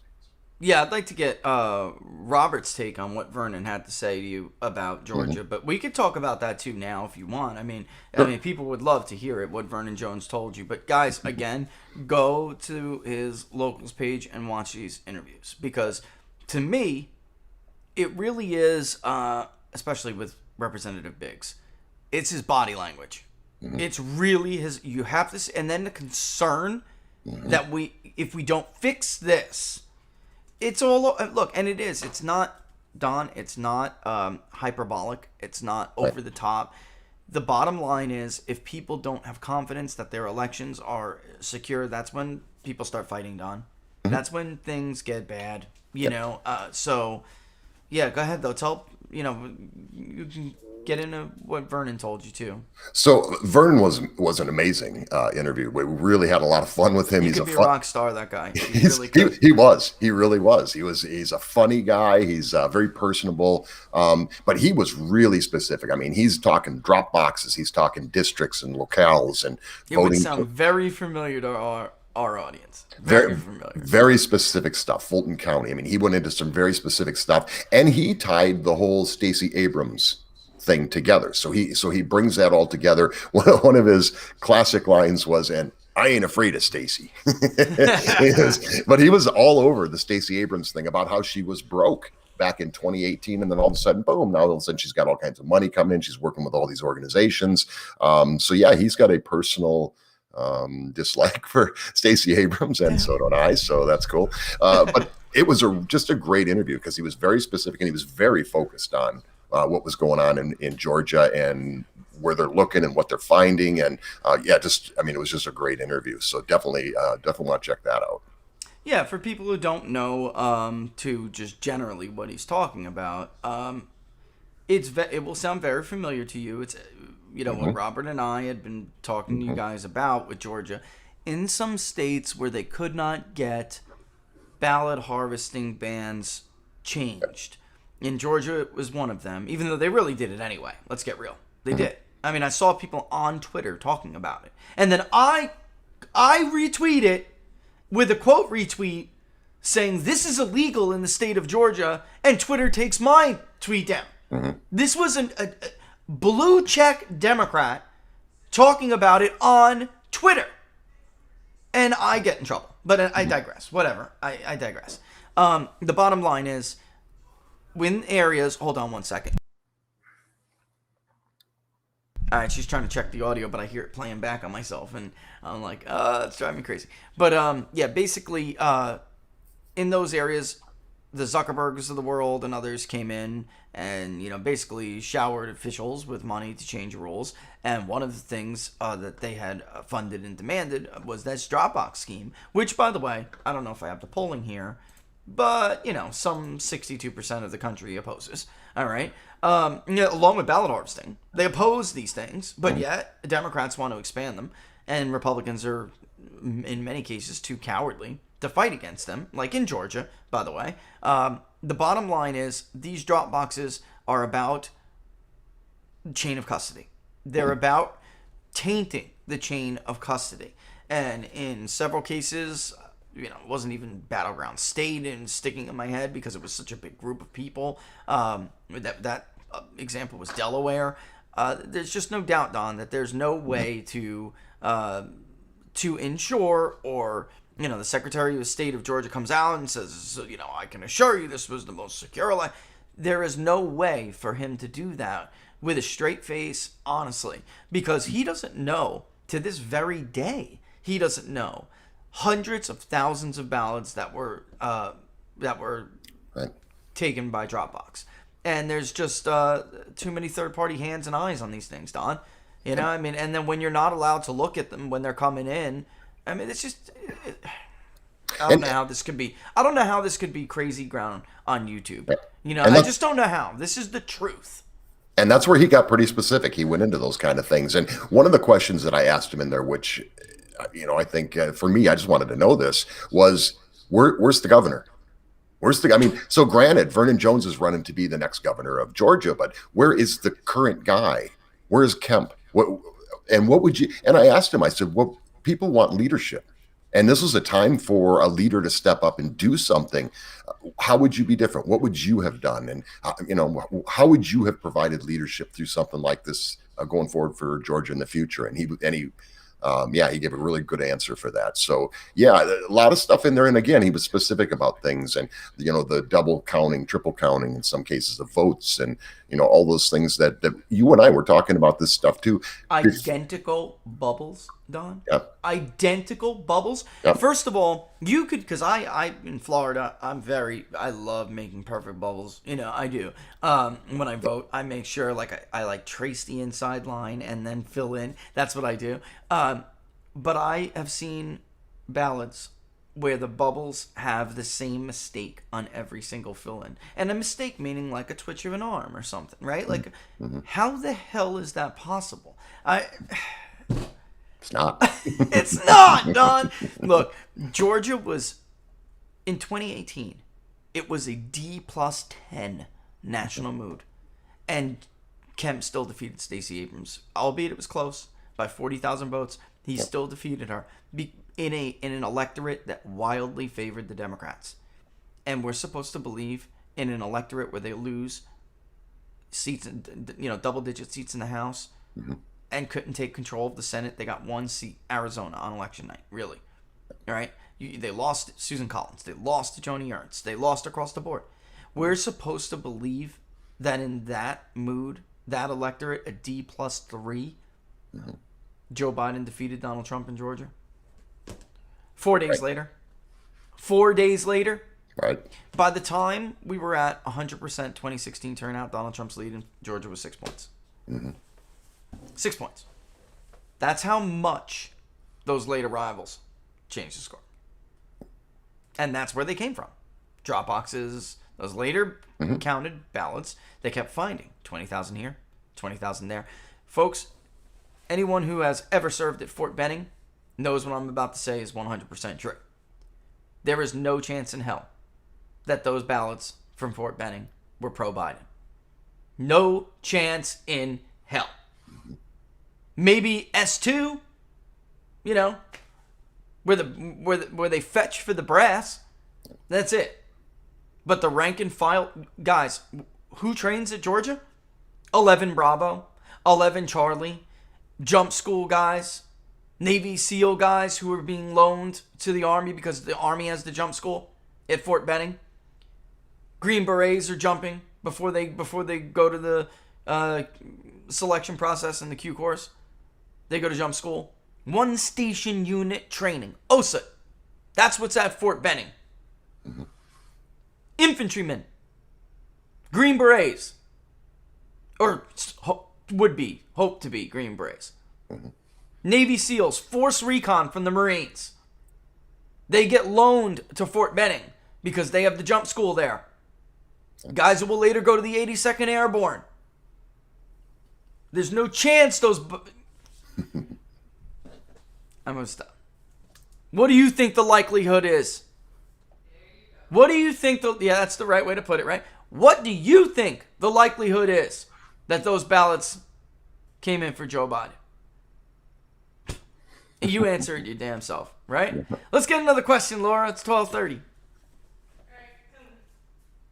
I'm trying to walk the line here, but I'm trying to also give people a more informed, you know what I'm saying? A more it's not, those military ballots, were actually a little bit better for Biden than anyone thought. Let me tell you where those military ballots came from, and then you decide where, right, okay. I think George W. Bush won them 80-20. And yeah, that was a while ago, but, even Donald Trump won them in 2016. Probably 75-25 or 70, it was like 75-25 out of there. This time, what happened? What? This is mom. That's not a good word to say for those. Don't translate it. Anyway. Don't translate it. Don't look. Don't be anti-Italian. I all right? am anti-Italian. I'm anti. No, I'm talking about big tech. What's wrong? What's wrong with Italians? Sam Josh wants to know, now that Fulton County report has come out and there is undeniable evidence that irregularities influence the outcome of the election, do you think people on the bench will take the Shapiro side of the conservative aisle, or will they get with the program? Yeah. Or will take we the have Shapiro. to shame or will we have to shame people like him to get them in line? You'll have to shame also, gosh dang it. All right. Also, I'll expand. yeah, I'd love to hear Rich's thoughts on China's aircraft carrier killer. Yeah, that's what I'm saying. You know, let's take this let's start with, because they're quick. Yeah, they'll take the Shapiro side. Courts are definitely now, they set that precedent. I mean, that's it. They're not, unless of course it's a Democrat. Listen, you be ready for a complete reversal in 2 or 4 years if a Democrat has a problem. They got an entirely new election in this state because of maybe a couple hundred absentee ballots, right, Don? A couple hundred absentee ballots. They get an entirely new election, which they lose by 5,000 more votes than they lost the first damn time. But nevertheless, they get it. All right? Right-wingers get nothing. They get judges who say, tough, go home, that's it. And that is what's going to happen. You will have to shame them. You will have to shame the Ben Shapiro. He wants the government, he wants the judicial system to save him from Obamacare. But he doesn't give a damn about election integrity. Oh, yeah. You better shame people like him too. He's another one. I got news for you. He's exactly the kind of person I'm talking about when I'm saying these are people who have grifted their way to the top as champions of the first 10 amendments in the Constitution, otherwise known as the Bill of Rights, yet they don't have a damn thing to say about either election integrity or people rotting in jail without a bail. Total frauds. He's eating good. Is he? Or is he not eating good? You want their vote in 2 years, Ben? And I don't mean to just take it out on him, but it's exactly the kind of person I'm talking about. Yet he wants John Roberts to save him from Obamacare. You freaking kidding me? Hypocrite. Get your priorities correct. We're worried about what Israel and Gaza are doing, but not American citizens rotting in jail. While prosecutors, you're supposed to be a freaking lawyer. While prosecutors lie to corrupt prosecutors lie to corrupt judges to keep these people who are nonviolent offenders in jail. Tell him, baby. It's outrageous. But he's got a show. Here the Daily Wire is doing good. Incredible. You know? And he's not alone. He's not alone.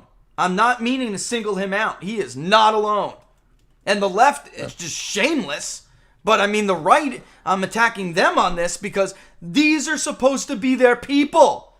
You're supposed to be defending them. Represent them, defend them. The left, you would expect them to take a walk. They don't want, whatever. Even though, look, there have been good people. Turley and Dershowitz and others, there have been. I just can't even believe that, why does a left-wing college professor have more to say than a conservative talk radio host?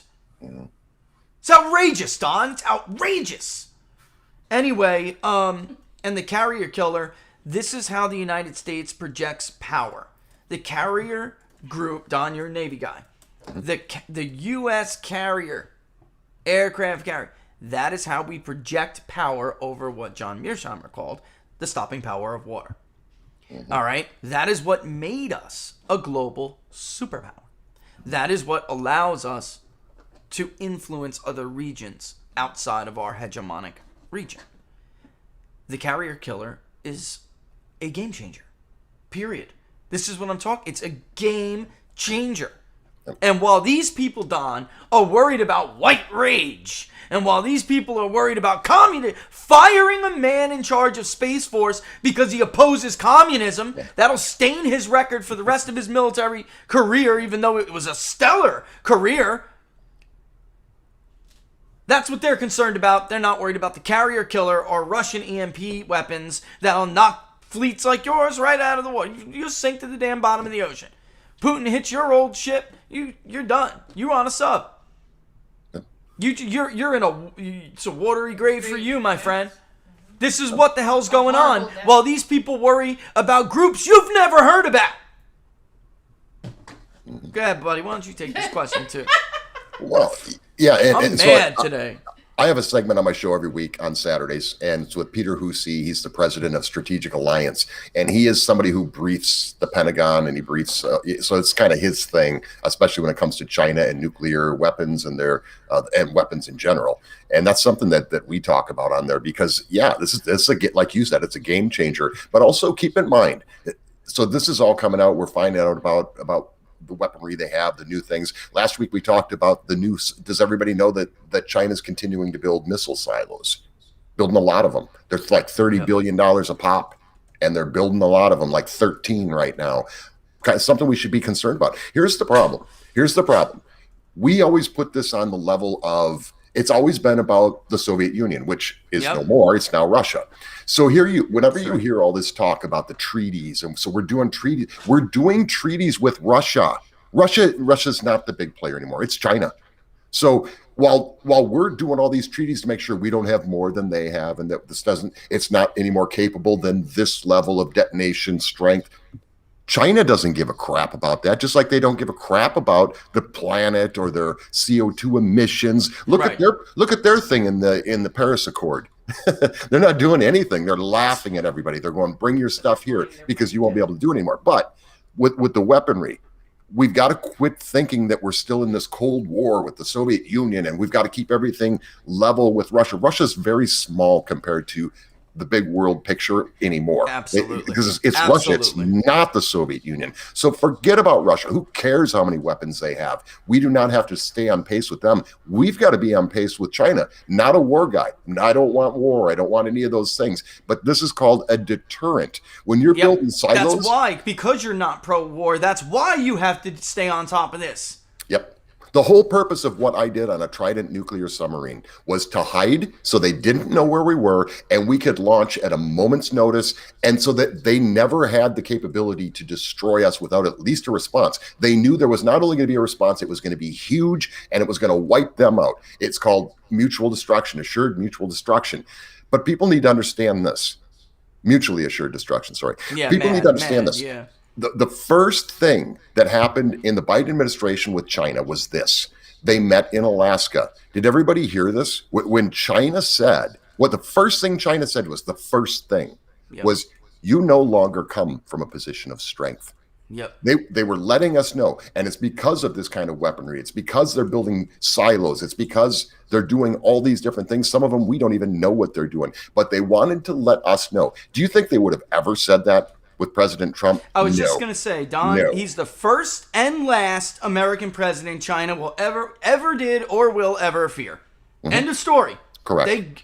They mocked, Don, whether you're on the right or you're on the left, they mocked us after the election. Do you understand, people, that they were on what their equivalent of national television, claiming to have bought the presidency and removed the great threat, Donald Trump? They removed him. They did it. Do you understand? They did that. They laughed about it. They laughed about it, and they thought it was funny. Mm-hmm. They won this round, at least. Look what's going on here, and everybody's got to really pay attention to what's happening. And there's so much to talk about China, and we had some great interviews on that at CPAC. But look at this. Look what's happening. Too. Look what's happening right now today in Cuba. Okay, Cuba is a communist regime. Everybody understands this, right? One of the left's favorite regimes. Absolutely. You've got the leaders. You've got AOC. You've got Black Lives Matter now in support of the communist regime, saying it's America's fault it's America's fault that the communist regime, I'll say that again, the communist regime, it's our fault that they're acting like communists. No, it's not. It's because they're a communist regime. Did I mention that? And that's apparent, but you think about this, because it's funny what you're saying. That admiral was removed in Space Force for attacking communism. You understand what I'm saying? Yes. This is crazy, people. Look at John Cena. When you were in the military, was it communists were the enemies. They were. By the way, communism was bad. It's not the people. Yeah. It was the idea. Right. That was the threat, right? That's the it's military you were in, right? That's the one I was in. It's the government. The communist regime, the ideology is bad. And we used to teach that. Now we defend it. We don't, but they do. Look at Mayorkas. Did you hear, everybody hear what Mayorkas said? Watch that entire press conference. It's like 14 minutes. He said, let me be clear. You will not come to the United States. He said it like 5 different times. And if you want to see the face of evil, watch that press conference. But he said something at the end. They don't want them. They don't want them. You understand? They don't want anyone to come here who will vote Republican. Right. They don't want that. They don't give a damn about immigrants. They don't give a damn what happens to your little girl on the way over the border. They want your vote. They want you to fold their shirts. And they want you to pick their fields. That's it. Or worse, sell your body. They don't care. And they want you to vote. Have lots of babies who will vote for them. That's what they want. He wrapped up at the end and he said, and he wanted to make sure he was perfectly clear, as if anybody misunderstood what he was saying. Everybody understood perfectly what he was saying. This is the face of evil. Watch that. At the end, he said, if you are caught, and he wasn't just threatening the Cuban people, he was threatening American citizens who might leave in a boat from Florida and want to go help get some people here. He was threatening them as well. But he said, if we catch you, we will interdict and we will repatriate you to your country of origin. You mean deport? You mean deport? Like Donald Trump was? So you're basically Trump now? Is that what you're saying? You know, it's like I'm throwing things over because she's like, stop. No, say it, Don. I know where you're going. Go ahead. Think about this. So here are people. What do we hear about the southern border? We hear that these are people fleeing the triangle countries because they're being oppressed and the government is mean to them and But we won't repatriate them. Here are people that we can actually see. They've never shown me any proof of these triangle countries and what's going on. I've never seen the people in the streets. I've never seen the government doing anything. It's a made up fairy tale. Cuba is real. It's been real all along. So what are they going to do? They're going to catch these people who are fleeing, and yes, they're taking their lives in their own hands, and that's how important it is for them to get out. And what are they going to do? They're going to take them and they're going to take them back to the government and say, here you go. Here's your people back. What do you think the government's going to do to those people? You think they're going to give them a big cake party and have a little tea and cake? No, they're going to do some really, really bad things, and we will have assisted them. Wow, that's fantastic. This is your America, folks, today. It just goes to show you what total frauds they are. Mm-hmm. Complete and total frauds. Mm-hmm. God forbid you immigrate to America and share its ideals.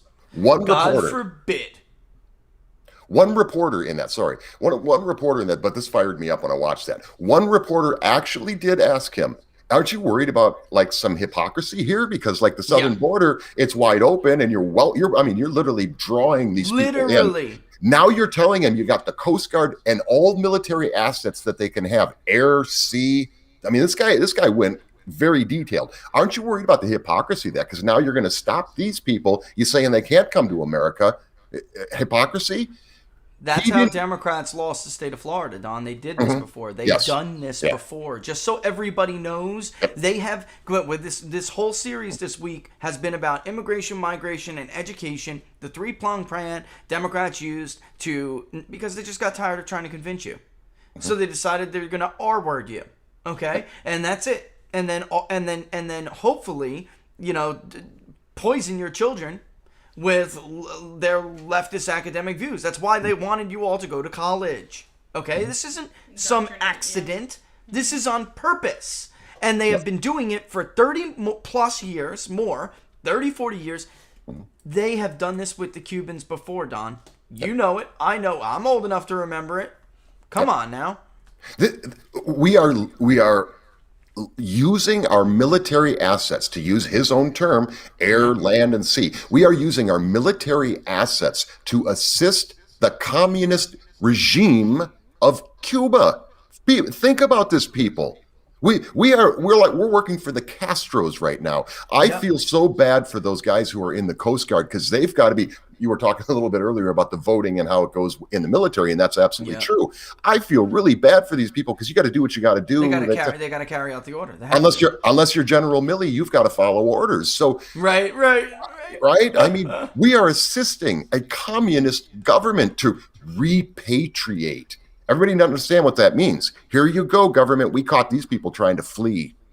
Yeah, they're going to deport them back in the arms of the Castro regime. That's what they come up with these pretty little words for it. Meanwhile, this is what they claimed. Like you said, this is why they claimed Donald Trump was an evil racist, because he was deporting these people back to these terrible, terrible governments who were going to, God knows, these people fear for their lives, Meanwhile, Guatemala is like, stop taking my damn people. They are. They're mad. They're losing labor capital. The Mexican president can't stand Joe Biden and has publicly now 2 or 3 times blamed him for the border crisis and blamed him for the chaos that he has sown in his country by inviting all of these people from countries to the south of him to trample through his nation on their way to ours. So this is what they said, and you're right. That is a total fraud. Is there violence in El Salvador? Of course there is. But that's why we don't want to import MS-13. There's a big difference between you letting your own society devolve, because you did, right? And then having an oppressive regime choke the life and ingenuity out of a population. There's a big difference, Don. That's on them in El Salvador, Don. That's on them.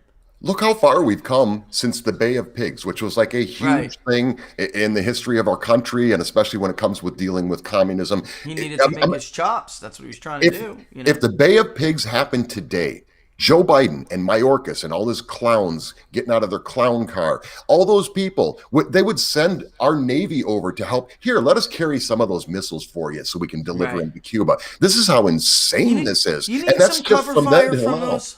You need some cover fire from those unarmed civilians. Yeah. You want some cover fire? Scumbags. This is what we've become, Don. This is what we have become. It's gross. Meanwhile, I got a neighbor who doesn't even eat vegetables or fruit anymore. He just eats meat because he just can't believe we have it readily available like this. He won't eat a freaking vegetable. I'm right? To the point where he has convinced himself he does not like vegetables. Yes. Because they put themselves in that mindset, especially if you don't have the opportunity to have It's something. sad, man. It's sad.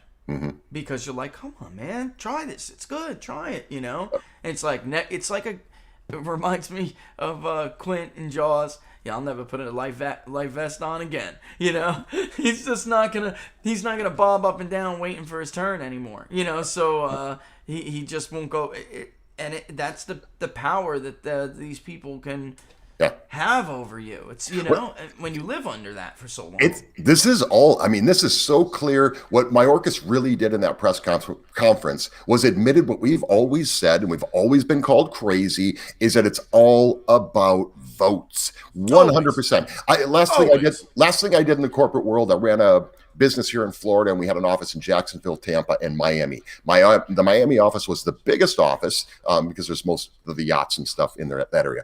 You go into that office, 70% of the office, they were Cuban Americans.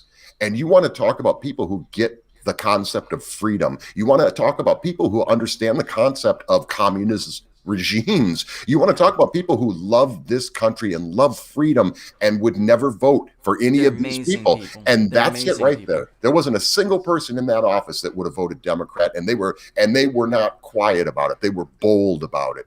They're amazing people. Yep. I am telling you, some of those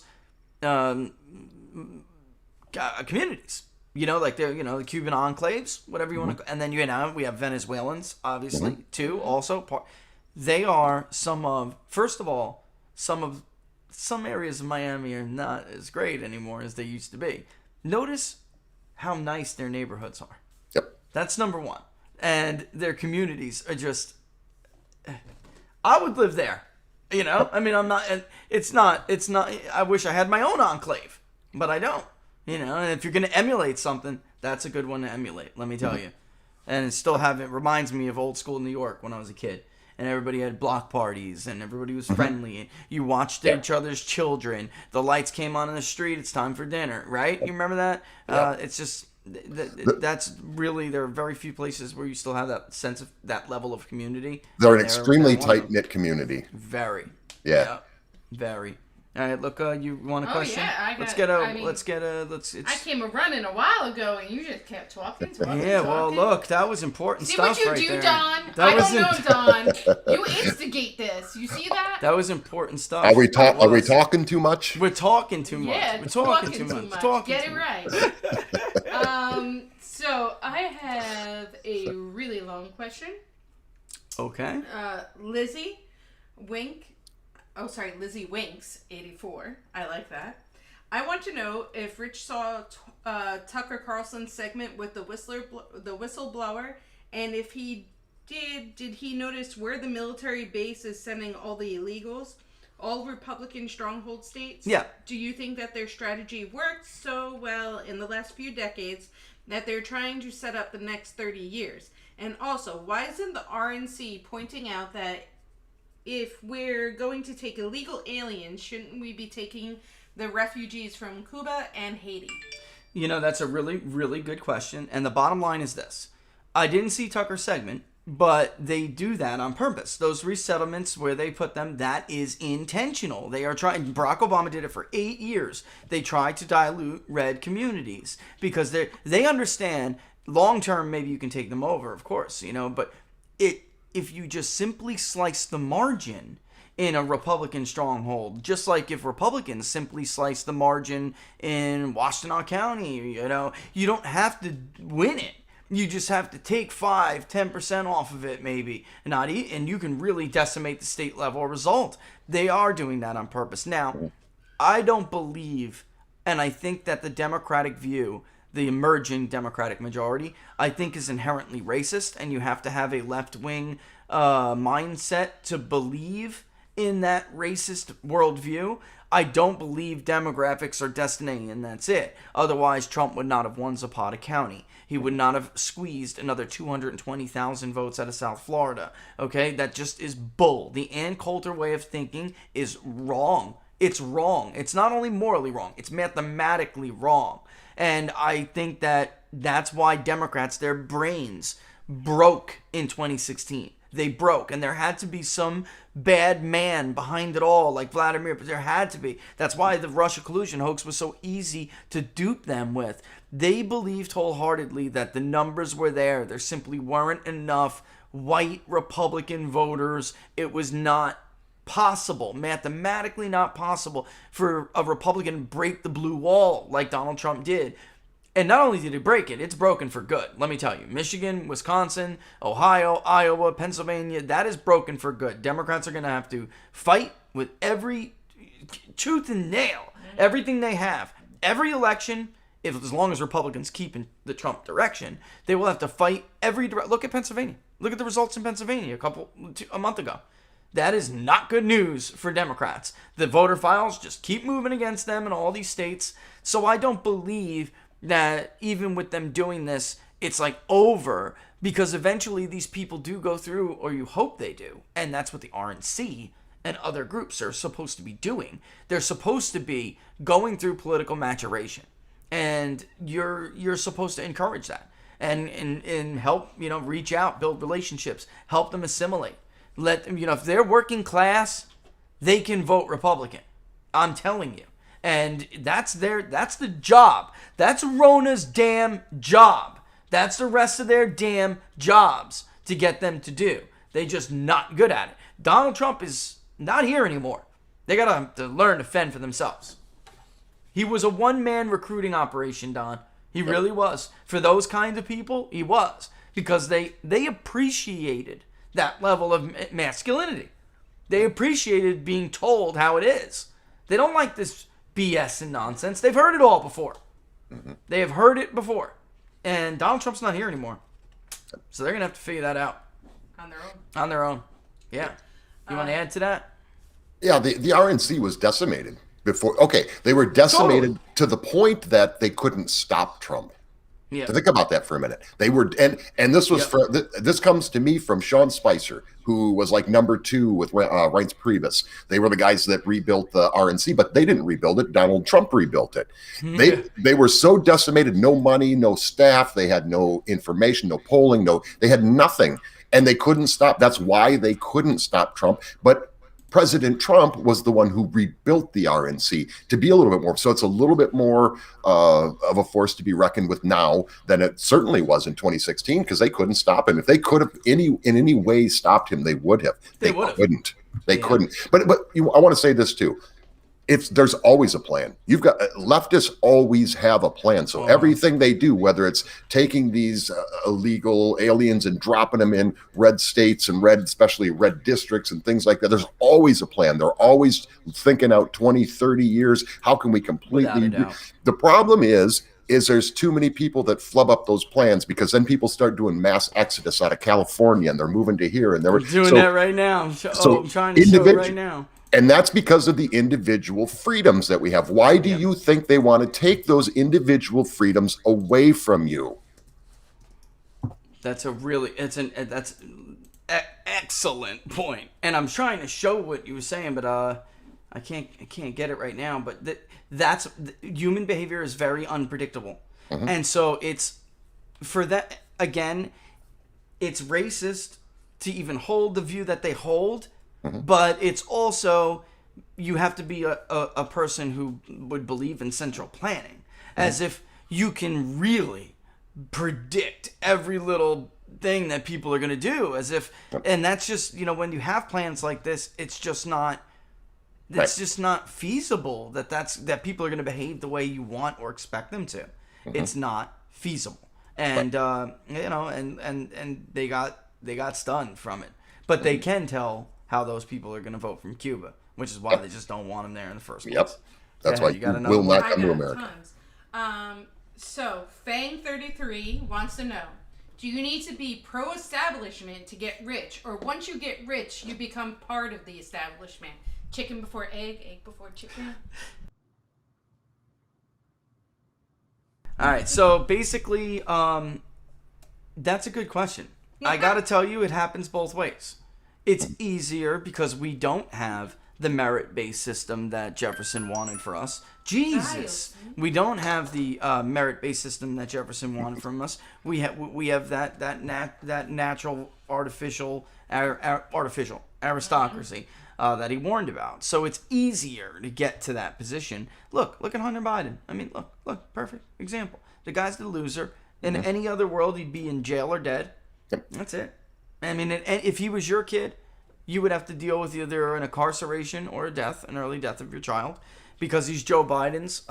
People, think he's got some value getting to his father. I mean, it's a corrupt situation, but it is one nonetheless. But there are people who were, once upon a time, salt of the earth, and then get there and get corrupt. John Roberts, the Supreme Court Chief Justice of the Supreme Court, is a perfect example of that. He did not come from wealth. He came from a Catholic, very conservative, Midwest situation. And when he got to D.C., he completely forgot his roots and has turned into an elitist snob. That's who he is. And that's. I think it happens both ways, Don, is my point. What do you think? Yeah. Well, okay, so I'm going to do this. I hope you don't mind this. So I saw a question earlier in the chat room before I came in. Go ahead. And somebody wanted to know what I thought of Brian Steele. So he's Wisconsin congressman. So here's a guy who comes in. So, okay, what I think about him, let me just say this, Paul Ryan Jr.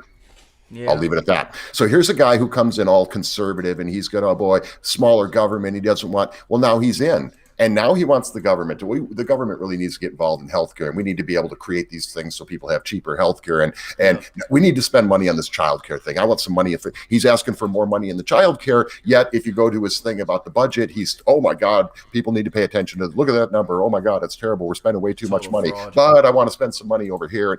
People get into politics for 3 different reasons. Number 1, power. They want power. They want that guy. Like Brian Steele, who wants to, now I'm in office. Now I think maybe we need to make the government a little bigger. Maybe we need more control, or, and they just flip. The other one is money. I mean, and kind of those kind of go both hand in hand. The third reason are the candidates you want to look at, the candidates you want to vote for, the ones who do it because they actually care, because they really do care. And I had an opportunity to interview a bunch of them here at CPAC, and I'll only interview those people. If I deem that if you're one or two, I'm not interviewing you. I don't want you. I don't want to talk to you. What am I going to talk to you about? What are we going to do? You know, what are we doing here? And those are the ones who dominate Yep. CNN, dominate Fox News, Yep. dominate. I mean, that's who's on there all the time. Yep. And they look. I got to tell you, from my, hey, I'm gonna get some phone calls later, but you have to have a certain ego to want to be a politician. You do. You really, right, Don? I mean, Yep. I'm trying to be like nice and delicate about this. It's hard to convince those modest people that you really think would be incredible public servants. They're the most difficult to convince to run. Yep. We had an opportunity, and I'll say this, and maybe people will hate me for it, but I'm going to say it anyway, because we should always be bold, right? I think I said that earlier. So we had an opportunity. Matt Gaetz wanted to come on. We had just got done with, I don't know, Scott Walker, I think. And so Matt Gaetz is standing there. He's like, hey, I didn't want to interview him. And now 6 months ago, I would have loved to interview him. Because, but it was kind of the thing you were just talking about. It's that ego thing. It's that, but there's an 800-pound gorilla in the room, and I can't sit there in good faith, conduct an interview with him and talk about all these other issues that I talked about other people without addressing that. And I don't like to do that Yeah, you wouldn't do that. You wouldn't do it. I'd do it. Yeah. I would. I'm saying if I was interviewing somebody who had an 800-pound gorilla, I'm asking about the 800-pound gorilla. But it's just such an he would ask. That's why. Yeah. It's okay, not. Laura's It's trying not. to make me see your point of view. Go ahead. It's not enjoyable to do that, and so I have a little bit of an ego too, and I want to do interviews that I want to do, and I don't want to sit there and do all that stuff because he's going to pivot and he's going to do all, and I'm going to have to go. Wait a minute. No, well, it's just going to be. Don't dodge the question. This is the no spin zone kind of thing, like Bill O'Reilly used to have to do constantly, because that's who the hell comes on. Yep. Best interview ever with Bill O'Reilly, Don, was George Will, when he just destroyed George Will. Yeah. That was my favorite. I think my favorite O'Reilly interview. I like to watch him. I don't want to do that. That's not what I've ever done before, right. and I just don't want to do that. It's not fun for me. I was there to have a good time and have great conversations with people that I respect, admire, and learn what they're up to and what they got going on. And that just you're trying to treat people, your viewers, your locals, community. You're trying to give them information. Mm-hmm. You're not trying to get into, like Laura was saying, like it's not for the combative back and forth. Yep. It's for information. So, Caitlyn Jenner. Yeah, Caitlyn Jenner. Don. Oh, sorry, Don. Oh, go ahead. No, I was just trying to defend the situation for Don, though, and not that you need defense or anything. It's just, I appreciate it. Like, you're not the type of person that's gonna softball. Yeah, a he's not question. gonna softball. You're gonna say, "Listen, if you want to interview with me, are you ready to answer this question? Because if not, take a walk." This isn't going to be a walk in the a walk in the park. And that I respect of you, Don, because you're not going to sit there and pander to somebody because they are Florida royalty or something of that nature. Right. We had Caitlyn Jenner who wanted to come on the show too, and so for different reasons, same thing there. What are we going to talk about? I don't know. I don't want to do those kind of things, and I don't like ambush interviews. I like watching them, so I get it. I get it, but it's not. I want to have a good time and enjoy and learn from people and yeah. All right. Well, it's 1:03. I got to turn the water on, so I'm gonna wrap it up here. All right. Laura's going like this. Let's get one more. Well, because it's a Rich and Don question. Okay, let's do it. Superior asks, can you ask Rich and Don what their thoughts on about the right considering a 10-year immigration moratorium? You want to go first, Don? Yeah, I think that would just completely play into the hands of what the left has always tried to say about Republicans, that they're anti-immigrant. And none of us are anti-immigrant. I get it. I mean, I get it because of the influx that's coming in illegally, and we don't even know. I mean, it's what, 20 million, 30 million? We don't even know. We have no idea how many are in this country. They give you the numbers of the apprehended. Okay, think about this. What is it, like probably 10 times as many got through. So when they give you apprehended numbers, keep in mind that's only the ones they caught. So they didn't catch all the fentanyl coming through. They didn't catch all the smuggling, the human trafficking, they didn't catch all that stuff. So putting a moratorium on would just play into their hands. They're going to say, see, these guys hate all immigrants, and we don't. We love legal immigrants. We love them. So it's how this country was built. It's what this country's made of. It's what we are. So to do something like that, I think would be really detrimental to the messaging of the party, but also we got enough problems with the labels they throw at us and all that kind of stuff. And it just kind of confirms what they've always said. Yeah, I think if there was a point where we were really strained on the social systems or social, whatever it may be, that we had to put a moratorium, even maybe during the pandemic would have been a smarter idea, but, but not as a policy. I'm with Don 100%. I don't even think it's necessary because I don't believe in the left's racist worldview. I just don't. But you should be welcoming and establishing relations with these with new arrivals, and Don, just have smarter immigration policy. That's what I believe in. So make sure you know what Barack Obama did for 8 years. You know what Joe Biden's doing with his relocations right now. So why the hell wasn't Donald Trump doing the same damn thing? I read to you the difference between where over 30, 40 years, how the countries of origins for Virginia had changed. Virginia was getting a bunch of people who hated communism for all through the 1990s. That's what kept it red. They were getting people who were not from left-wing areas, not from... Look, there's no other way to put this.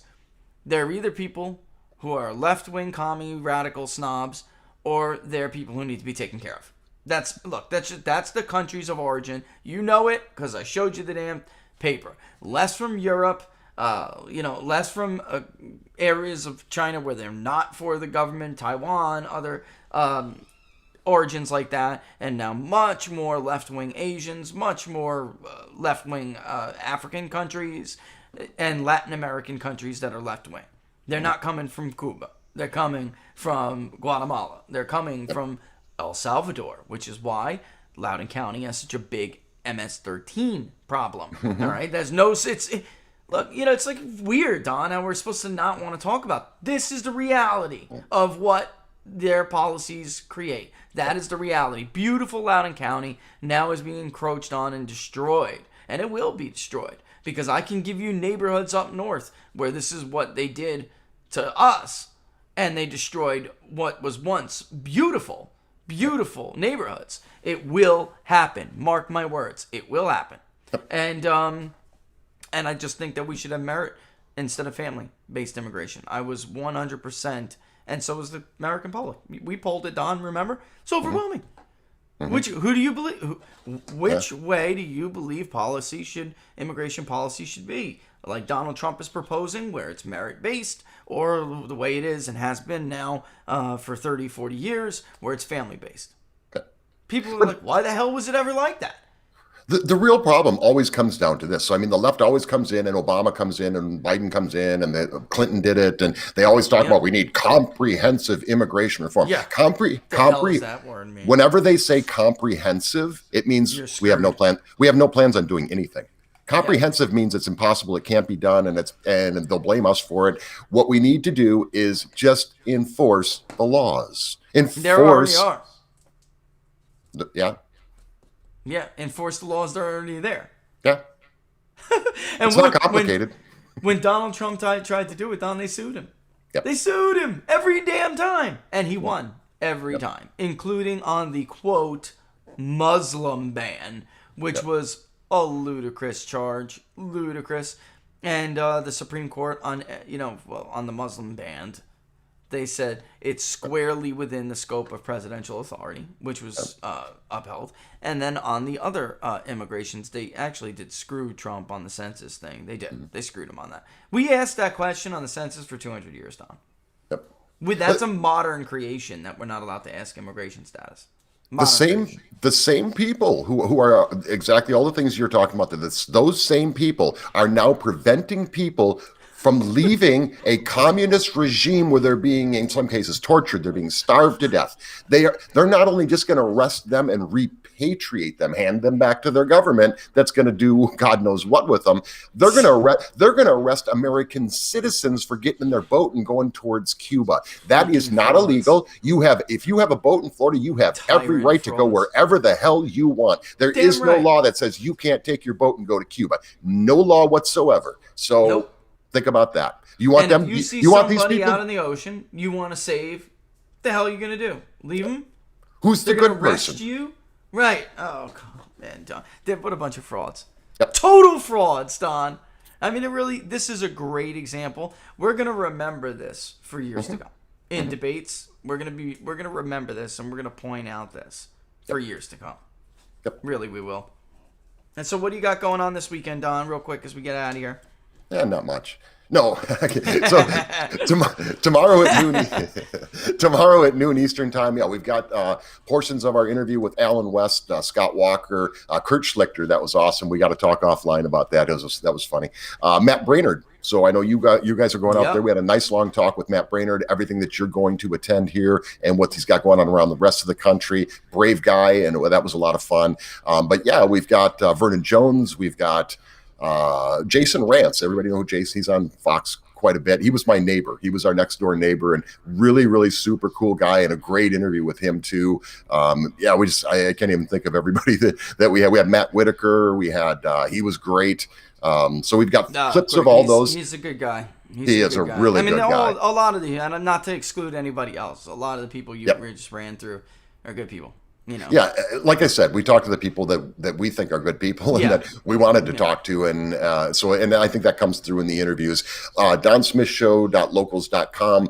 I'm posting the full-length videos of all those. I think right now I've got Vernon Jones and Alan West in there. I'll be putting the Andy Biggs one in as soon as we're done here, and I'll probably try to get a couple more up in there today. But I can't even remember all the people we talked to. We probably did 20 different interviews. We talked to Sarah Carter. We talked to a lot of really cool people and had a great time. So we've got a lot going on the show tomorrow. I'm going to go into this thing a little bit more with this Mayorkas, because that is the face of evil. I'm also going to get into what happened at that Fairfax. Have you seen that, the NAACP Fairfax video? Everybody's got to understand. I haven't. Got to see it. You got to watch it. Check it out. Let them die is what she said. And she's talking about the parents who are standing up against CRT. These parents are from every race, religion, creed, every walk of life in this country. They are not a bunch of Republicans. Some of them are independents. Some of them are Democrats. Because I've heard of it. I heard it. You got to watch it, because the number of names that she calls these parents, I've never heard. Usually it's like, you're a racist, homophobe, or, there's a couple names. She's got like a whole list, and she's reading them off. But at the end of it, she says, let them die. And people applaud her. So everybody must always, I'll say this last thing, never forget, this is what they think of you. Yeah. She just said it. She said the quiet part out loud. She said the quiet part out loud. Let them die. They hate That's your what they guts, think of you. folks. And you too on the left. If you're not excluded from this. Mm-hmm. If you think you should have a say over what your children hear or not, you go in the same damn basket as the rest of us. Yep.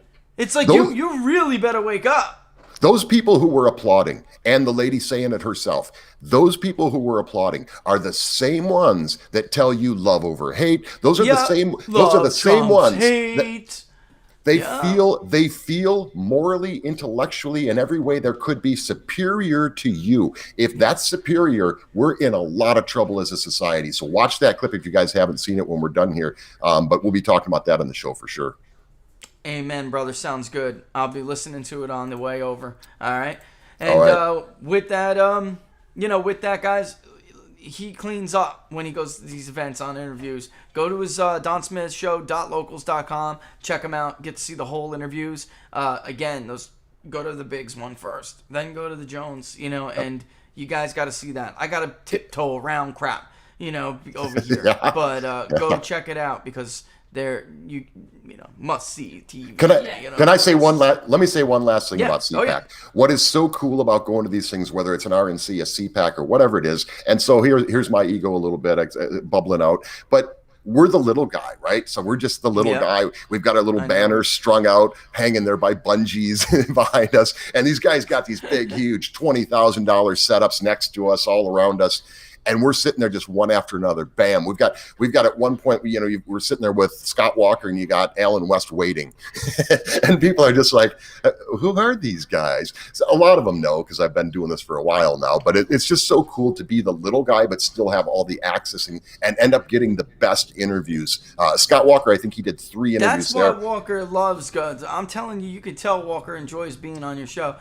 That's why That's why I think he does, because the interviews are so much better than anything else he does.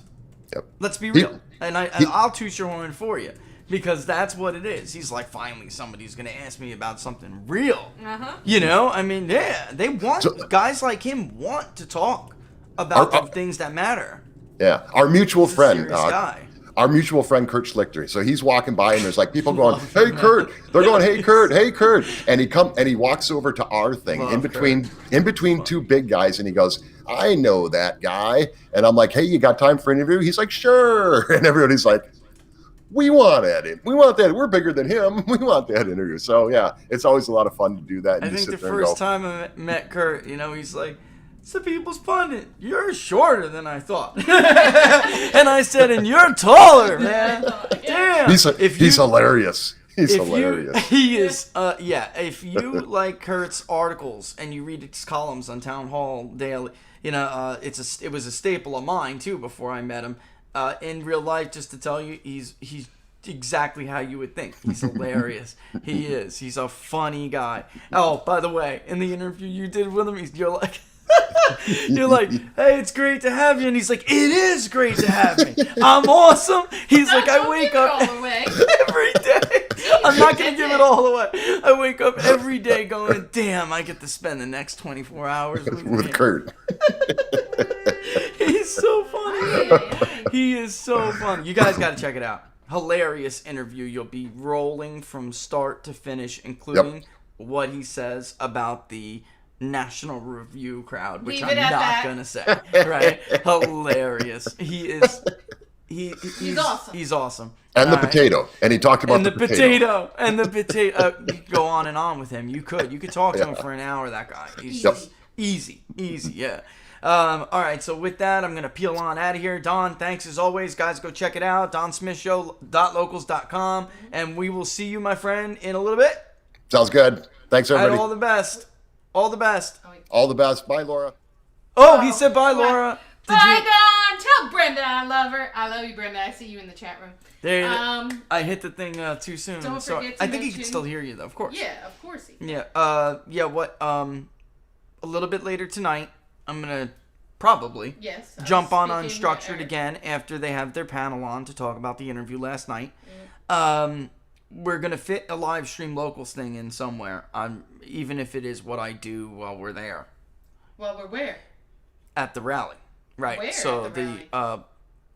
In What are we DC, doing? we're gonna go to the Look Ahead. Obviously, they know we've been talking about it all day. I'm just telling you. We're gonna go to the Look Ahead. We'll see you tomorrow at the LookAheadAmerica.org Free Political Prisoners Rally in DC.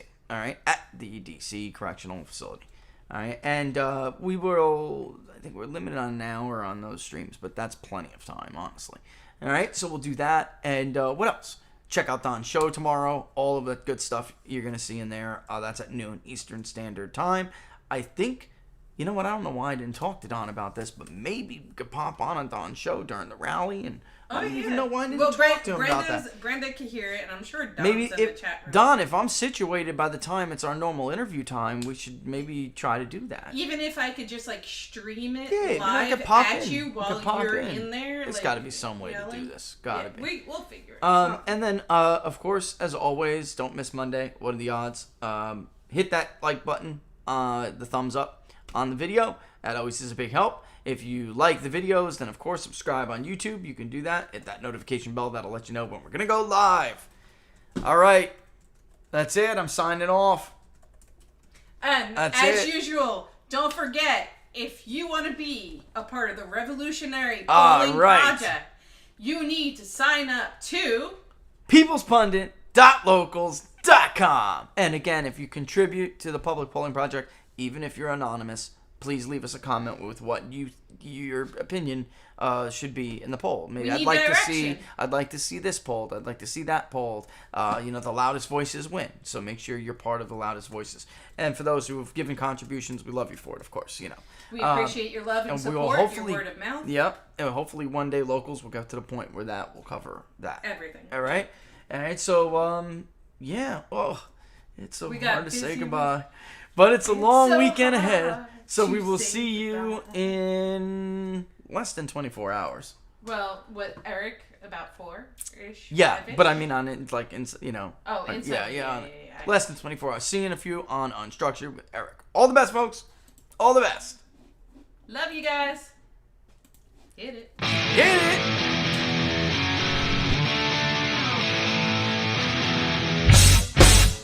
How much you wanna bet that I can get you back inside your head before the summer ends and spread a little love. Just for a little fun, I'll make you come back to me before the rise of every sun. Baby, it's meant to be, I know you got a man, but he don't understand. You're gonna be a heartbreaker. You're such a love taker. So just suck me in and you can toss me like a cigarette. 'Cause I just wanna be a bad habit, yeah.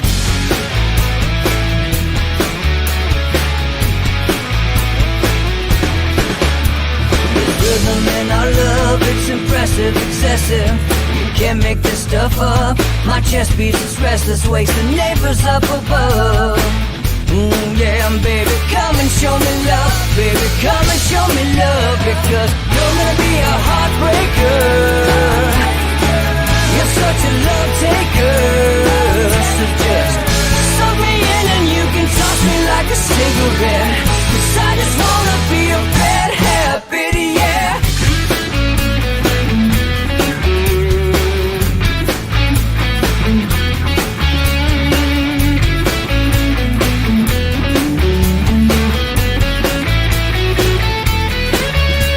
We can get on a plane and take a one-way ride. Steal us away to find a place we can hide. It wouldn't take much to disappear for a night. Just to give in to the need and leave it all behind. 'Cause I know that you know that I know that you want me. You told me, now show me, come blow me away. 'Cause I know that you know that I know that you want me. You told me, now show me, come